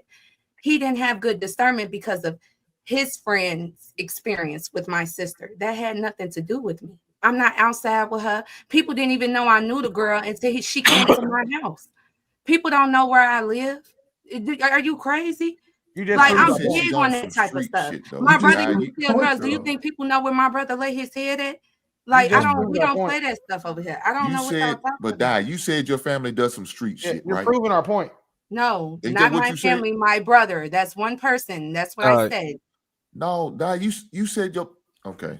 What I said. You know, I knew somebody who thought I didn't know where they lived at. I bought a tracker on Amazon. I paid for the little phone plan that came with it. And it had a magnetic case that I could that I could have bought with it. I put it on the bottom of their car while they was at work, and I knew where they lived at. Right? Somebody can do that to that girl that lives with you. and it'll show that she's there all night, 5 days in a row, and she What don't know girl she that live there. live with me? Well, whoever come to your house, they can You track. said you said your cousins or whatever. You said that some girl that is in the crime, but your man didn't want him to be Y'all with just you, took around it a you. whole different way. Y'all took what I said like y'all always do, and then y'all put y'all own stipulations and give it No, its we own didn't. pass Y'all, we or the heard what reason based on why what it you is said. that way. we heard what you Y'all said. assume. We But heard Di, what you said. Di, Okay, you go said ahead. you wouldn't be caught outside with her, right? At that time, yes. And And why it's is not we just had two different friend groups. We just had That's at that time and I'm just going off now. I understand why, but back then because we were only 21, we just had two different friend groups. You went to Proviso East, I went to Proviso West. It was just we didn't hang out with each other. You wouldn't be caught outside with her on purpose or just because y'all Just had two because different we didn't have the same interests. The environments that she liked to go to, I didn't like to go to. which would But you said be she's welcome to your dangerous or home, not. I don't feel like. I guess sometimes Oh, they my could be goodness. dangerous. Jesus Christ. Okay. All right. Yeah. So okay. What do Somebody that have to do said with in her the coming to comments. my house? If he told me I don't want you going here with her, that makes sense. You don't want me going these places with her. That makes sense. You cannot tell me this You girl shouldn't be who's been around her, coming to my period. house That's what he's since pretty we much were saying. 3 years old that she cannot come to my house. Yeah, She already yes. understands the She's rules not and 3 years old stipulations. anymore. We're 21, 22 years old. We've been doing this for 20 something years. There's no way you're gonna come to now if it's his house and he paid the bills and he's my husband, bitch, you can't come over. Fuck is you talking about? Just let her be foolish. God What damn are it. you talking about? Everybody ain't gonna make it. Everybody is not gonna make it. You let know. them be. Willie, you caught that though, right? Hey, bro, listen. One thing you're gonna learn about me, G, is when like I can prove that the other side is just committed to not agreeing with me, I stop talking. So that's between her and him. Everybody's not gonna make it. Everybody's I'm not in that at all. So I have a you just gotta let question. 'em be. Before you marry Let a 'em woman, learn. you're willing to. So before you marry a woman, you're willing to create a contract to where you're willing to take care of her for the rest of her life, and you're willing to submit to her and give her all of that trust and understanding before you marry her, right? What are you talking about? I'm just saying because I don't think y'all understand how much our freedom, our submissiveness is nothing that you just give away. That's not something you just hand away because you feel like you a man and you earn that control. You So get what I'm here's the saying? question. So like I said, like I said, the guy in the situation, he wasn't my husband. He wasn't my husband. We weren't even engaged yet. We were we were together for a while, but we were not engaged and we were not married. But I still understood, hey, this is his baby shower. He say my friends, he don't fuck with them, they can't come. They feel like, but baby showers are for girls. No, baby showers is for me and my men. You know what I'm saying? So I'm gonna give him that respect. But when he told me that he's gonna police the people that I call family, you have not yet became my husband. You have not even done near the duties to be telling me who I can keep it with. And that's the problem with some of these men. They want that type of control with a woman, but don't want to provide that type of provision. So I'll ask you this. You ever play sports or anything like that? Okay. So when somebody wins the championship, do they become champions once they receive the ring, or do they become champions prior to? When they become the champions once they win that game, that final championship game. Okay. In order for you to get that ring, do you or do you not have to practice like a champion? Okay. Fuck. And how do you know you're on the championships? But DJ, but you're not making sense because how do you know you're on the championship team? First, you got to identify you're on the championship team first. Jesus Christ. So, Jesus Christ. So I'm going to say this, and I knew that they were going to go there like 110% because women require, and we speak in general, right? Women require men to show that they are husband material before the wedding. Women have to show that they're wife material before the wedding as well. And I think that when we hear men start saying certain things, it's an ouch to us because that means that certain things that we're used to doing as single we can no longer do. And it's not everything, right? There's a compromise in it, and that's up to the individual people in the relationship. But as a whole, it's like when they hear a woman say, well, I'll start this when I get married. It's like, well, then I'll start caring and providing and paying and, doing X, Y, and Z when we get married as well. And we're never going to win if we keep on waiting for a man to become our husband in order to be submissive, in order to listen, in order to be, I think the word I use all the time is coachable. And so I know what they're saying, and I know it's hard, but what he's saying is that, and I think what the guys are saying, you can tell me if I'm right or wrong. I'm paraphrasing at this point.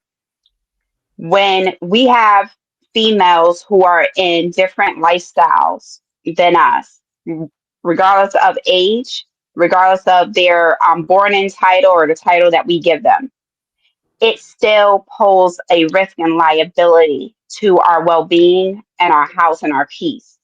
And I think that men emphasize this a lot more because that, oh, she's going to be all right, she's cool, she won't ever do that, will be the very person that leads someone who will, because of the individuals that they have around them. And men, I think particularly Black men, have dealt with a lot of loss based upon somebody's associate that knew where they were at the time and rolled up on them.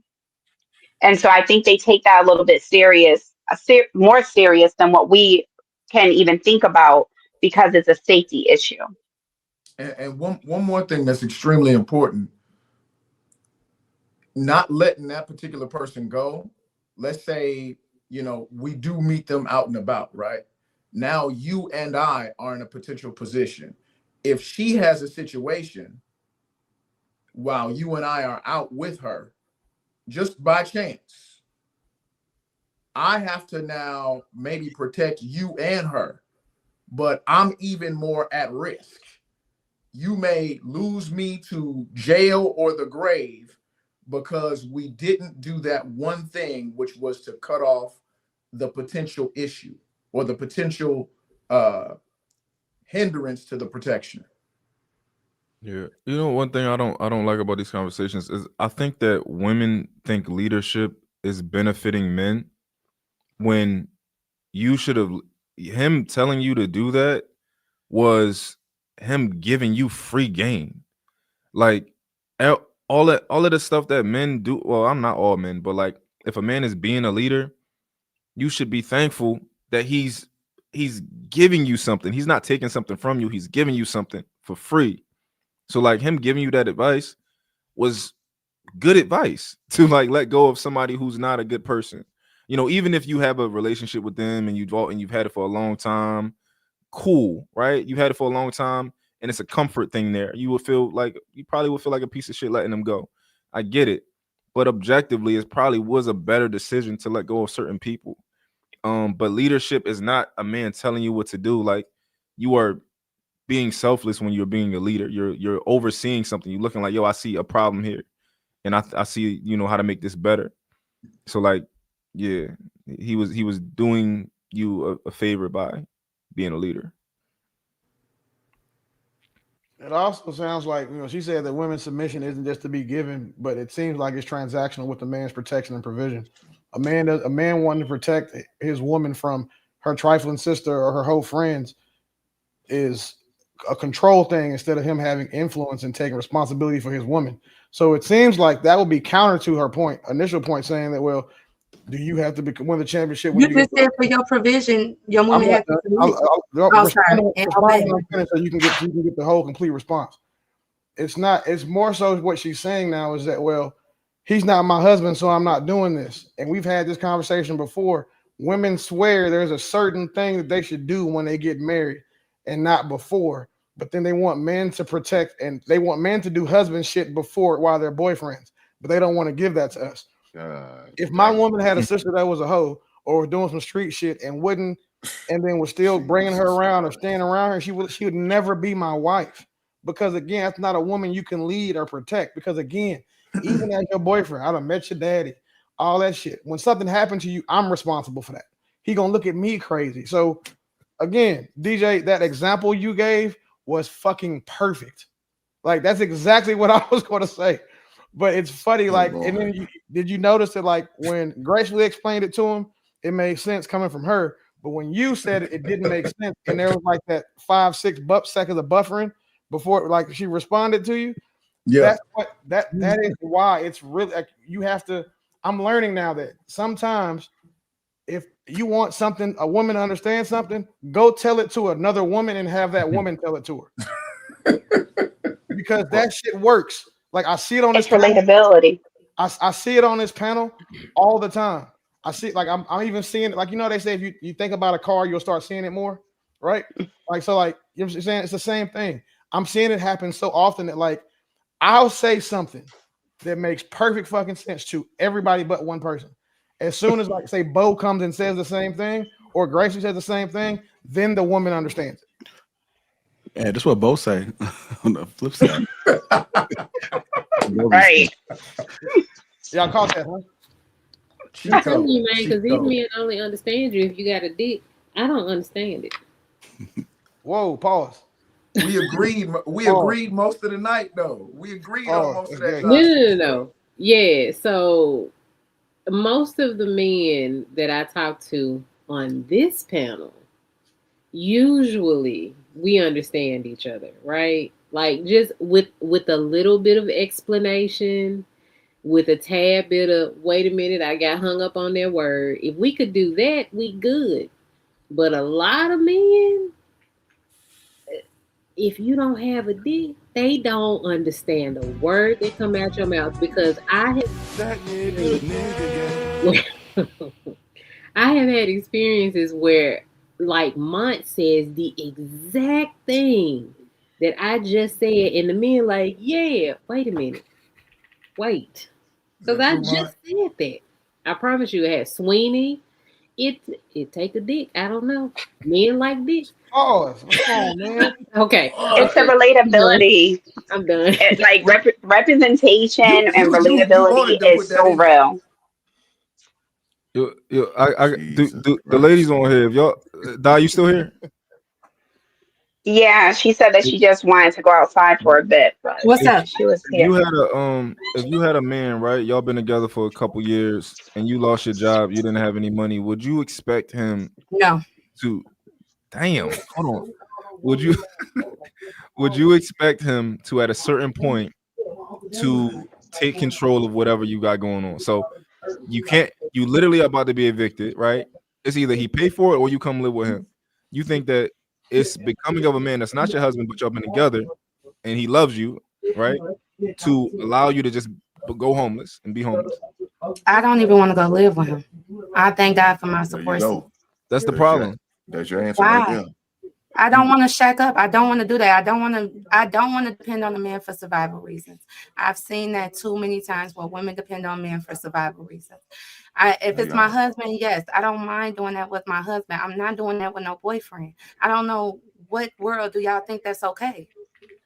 It's, as a man, especially for a boyfriend who didn't even set those expectations. You just said out your mouth, there was no, he's just my boyfriend of 2 years. He never said that he wanted to marry me. He never said that he wanted to be engaged to me. It don't matter what I think or where we're going. It don't matter what I think. You didn't give me enough detail to where you said that this man was looking to be my husband.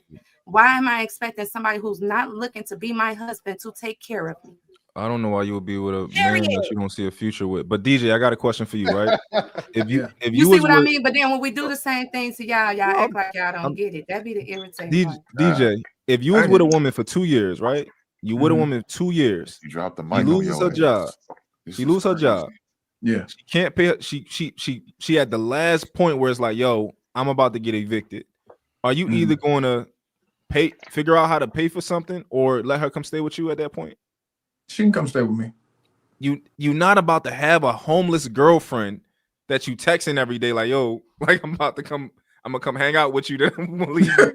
You want, and I'm gonna come, come fuck with you again tomorrow. Like, We've On the been together street. 2 years. That's a no brainer. I mean, I must see some. You know what I'm saying? She can come stay with me, and then if I mean after 2 years, I mean it's probably gonna be to the point to where it's like, all right, if this work out that you over here, you might as well just be here, and we go from there. Now, if she still want to get her own place, it is what it is. But I'm a be with her in the valley and with her in the peak.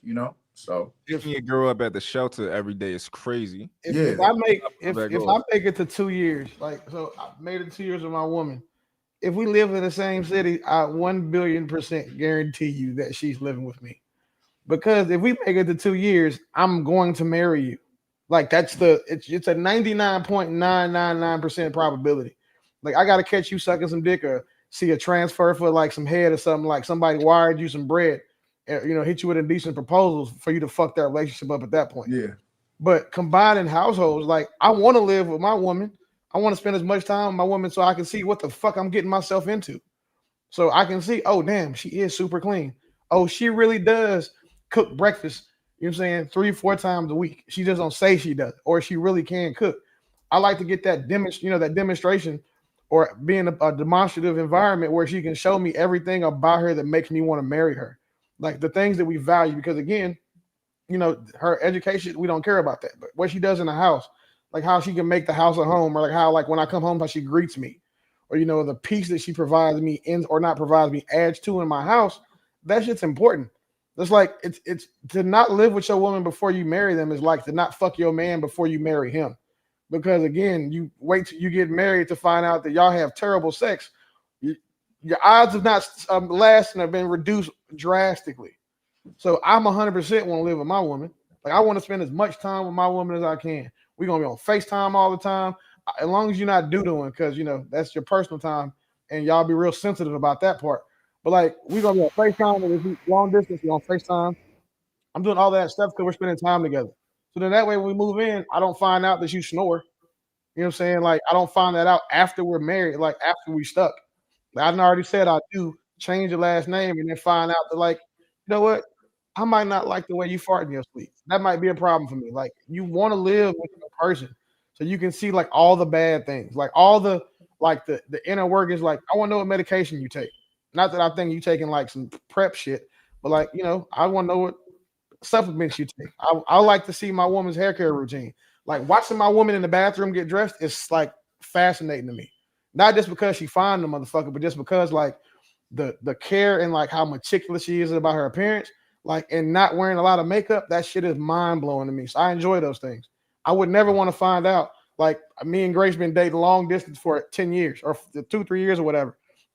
Moved to the same city, and I find out that I see her for the first time without makeup, or like if she pulled that hair helmet off and I see like her scalp for the first time, that's probably going to alter our relationship a little bit if the shit go wrong. Or she would want to see me like that I'm messy. She look at my closet, like my car is clean, but my closet look like some bullshit. Or I leave a sink full of dishes every night, or I let the trash add up before I take it out. That's some thing that she probably going to want to know before we get married. God dang, this is crazy. So the man can't tell her about not fighting certain family members. Yeah, that don't make sense to me. I would just like to say, Willie is a bad influence. I get that a lot. So I have no argument. I'm a terrible influence for most people. You are. You are a terrible influence. That's atrocious. The worst. I'm cool with it. Like I'm so okay being a bad influence because I know that when someone says that and they mean it, it's just because I'm influencing them to do something better than what they're doing right now. And to them, that makes them uncomfortable. And because most growth is uncomfortable. So I get that. But then when it comes to my points of view, I mean, I'm sorry, it is what it is. Like I'm never, if nothing else, I'm saying, a few of you niggas know me in real life. This is what it is offline too. So it's not like, I'm saying, this is a internet persona. Like I was just talking to JR about that like last week. This is like some internet persona and shit.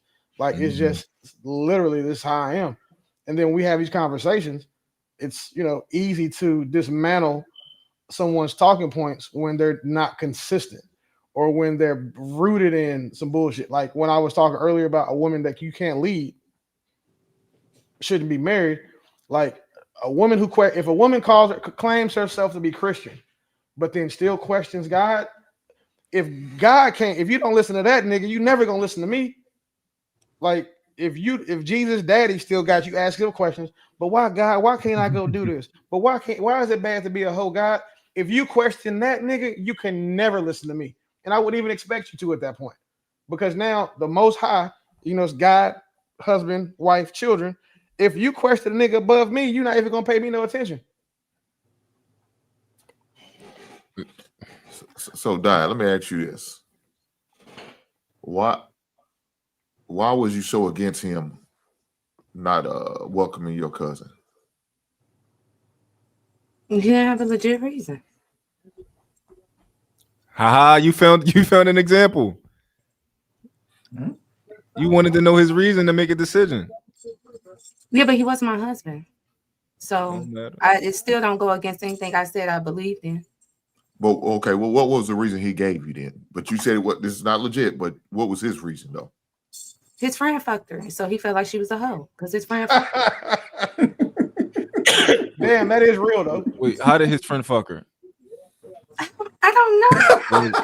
I don't know. Me and her literally. Me and her. Why wants to know if he did it to a dog this time? Was it in a You know bathroom what place we hung out stall? the most? You want to know which places we hung out the most? We both went to private school all the way up into 8th grade, and we hung out in church. Those were our hanging places.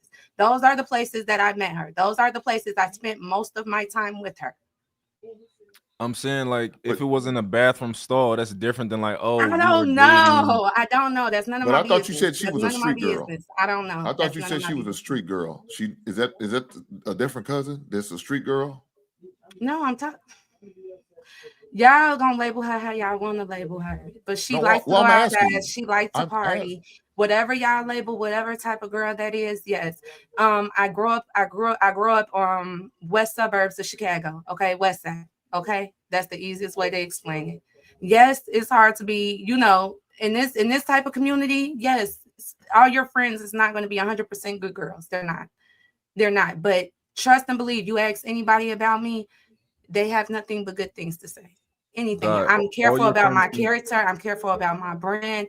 I have strong moral standards and values. I was raised inside a private school. I just have other friends. Now, like I said, he did tell me, hey, these friends can't come. The friends that I only knew for like 2, 3, 6 years, guess what? They didn't come.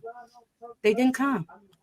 So if you're concerned about your character, and then why would you even deal with questionable people then? She's not questionable. Oh, okay. She was questionable to him. I know. But you have to understand. I'm not gonna go into details, but yeah, she was questionable to him. Because this is the thing, right? I think as a man, I understand this, because if my homeboy cracked your sister and he told me she's a hoe, I'm listening to him because we are the subject matter expert on fucking hoes. So now, it's unfortunate that the hoe in this situation is your sister, but as your man, that doesn't change anything for me. It doesn't mean that I think you're a hoe, but now that I know your sister is a hoe, there's certain things that I don't want a hoe involved in. For one, my relationship. If you talk to your sister about your relationship at any given time, that's a dub, because again, she's a hoe. Getting advice from a hoe is like getting dating advice from a fucking lesbian. It's the worst thing you can do. Look what happened to Dr. Cheyenne Bryant and her fucking credibility. I'm never going to want my woman seeking counsel from a whore, being influenced by a whore, or nobody knew about our relationship problems. Nobody. No. That's cool. I'm just saying that was just between me and him. I'm just sharing with you what men thinking why we don't want our women hanging out with whores. And then lastly, I don't want my woman being seen with hoes, because again, if me and my partner is out and he tell me he cracked your sister and I see you with your sister, I'm gonna assume you're a hoe too, because you with her. Because again, that birds of a feather flock together shit is real. So he should have understood how he contributed to the friends I had too. So that's why I said I was young. I understand. Listen, the whole situation, I had a reason to not trust his opinion, but back then when I used to date, I didn't have the insight that I have now, if that makes any sense. He wasn't somebody I probably, would have probably made it to marriage. Like I say, I didn't have the insight then. So I do get what y'all coming from. But like I said, because I didn't have the insight, I was already taught from previous things I've seen that be careful when you give your submission to somebody. Because if I was to submit to him, I'm not gonna lie, my life would probably look a little different. I'd probably be a little ratchet and You know a lot why? of shit. I'm not gonna lie, I probably would have been. And my life, I would have been a stereotype, like just your basic stereotype. But back then, because he provided a certain safety for me, I'm thinking, this could go somewhere. I find a man after, you feel me, just because of the environment I've been in. But that's why I said you got to be careful before making those long-term decisions, like moving in with somebody, because to y'all probably didn't grow up with the same obstacles that I had to grow up with, if that makes any sense. So now that I'm getting older, I am starting to trust myself more, trust who I surround myself with, because now I'm getting the results that I want out of life. But when you're not getting the results that you want out of life and somebody come around making you feel good, you might have to question that, because you probably attracted somebody that's just trauma bonding with you. You know what I'm saying? And when I say the results I want in life, with my mom, with my dad, with my career, with my daughter, all of those things. When I I wasn't have a getting those question. results, I was attracting the wrong men. But now that I'm getting better results, that's how I know I'm healing. You know what I'm saying? And just the decisions I'm making, the way I'm going about the decisions, the way I had to end toxic friendships. Because I get what y'all saying. There are some friends that I had to cut off because it's like, gee, now your shit getting on me. You feel me? And you're not listening. You're not looking to change. You're not looking to make a difference. You're not going to therapy. You're not taking accountability. I can't hang with you. Just like how you said real dope, I'm that friend in my community. I'm the friend that if you want to be in my circle, I hold you to higher standards. You supposed to love your man. Your man paying all the bills and you not doing what he asked you to do and you questioning him. Your lack of faith is disturbing the household.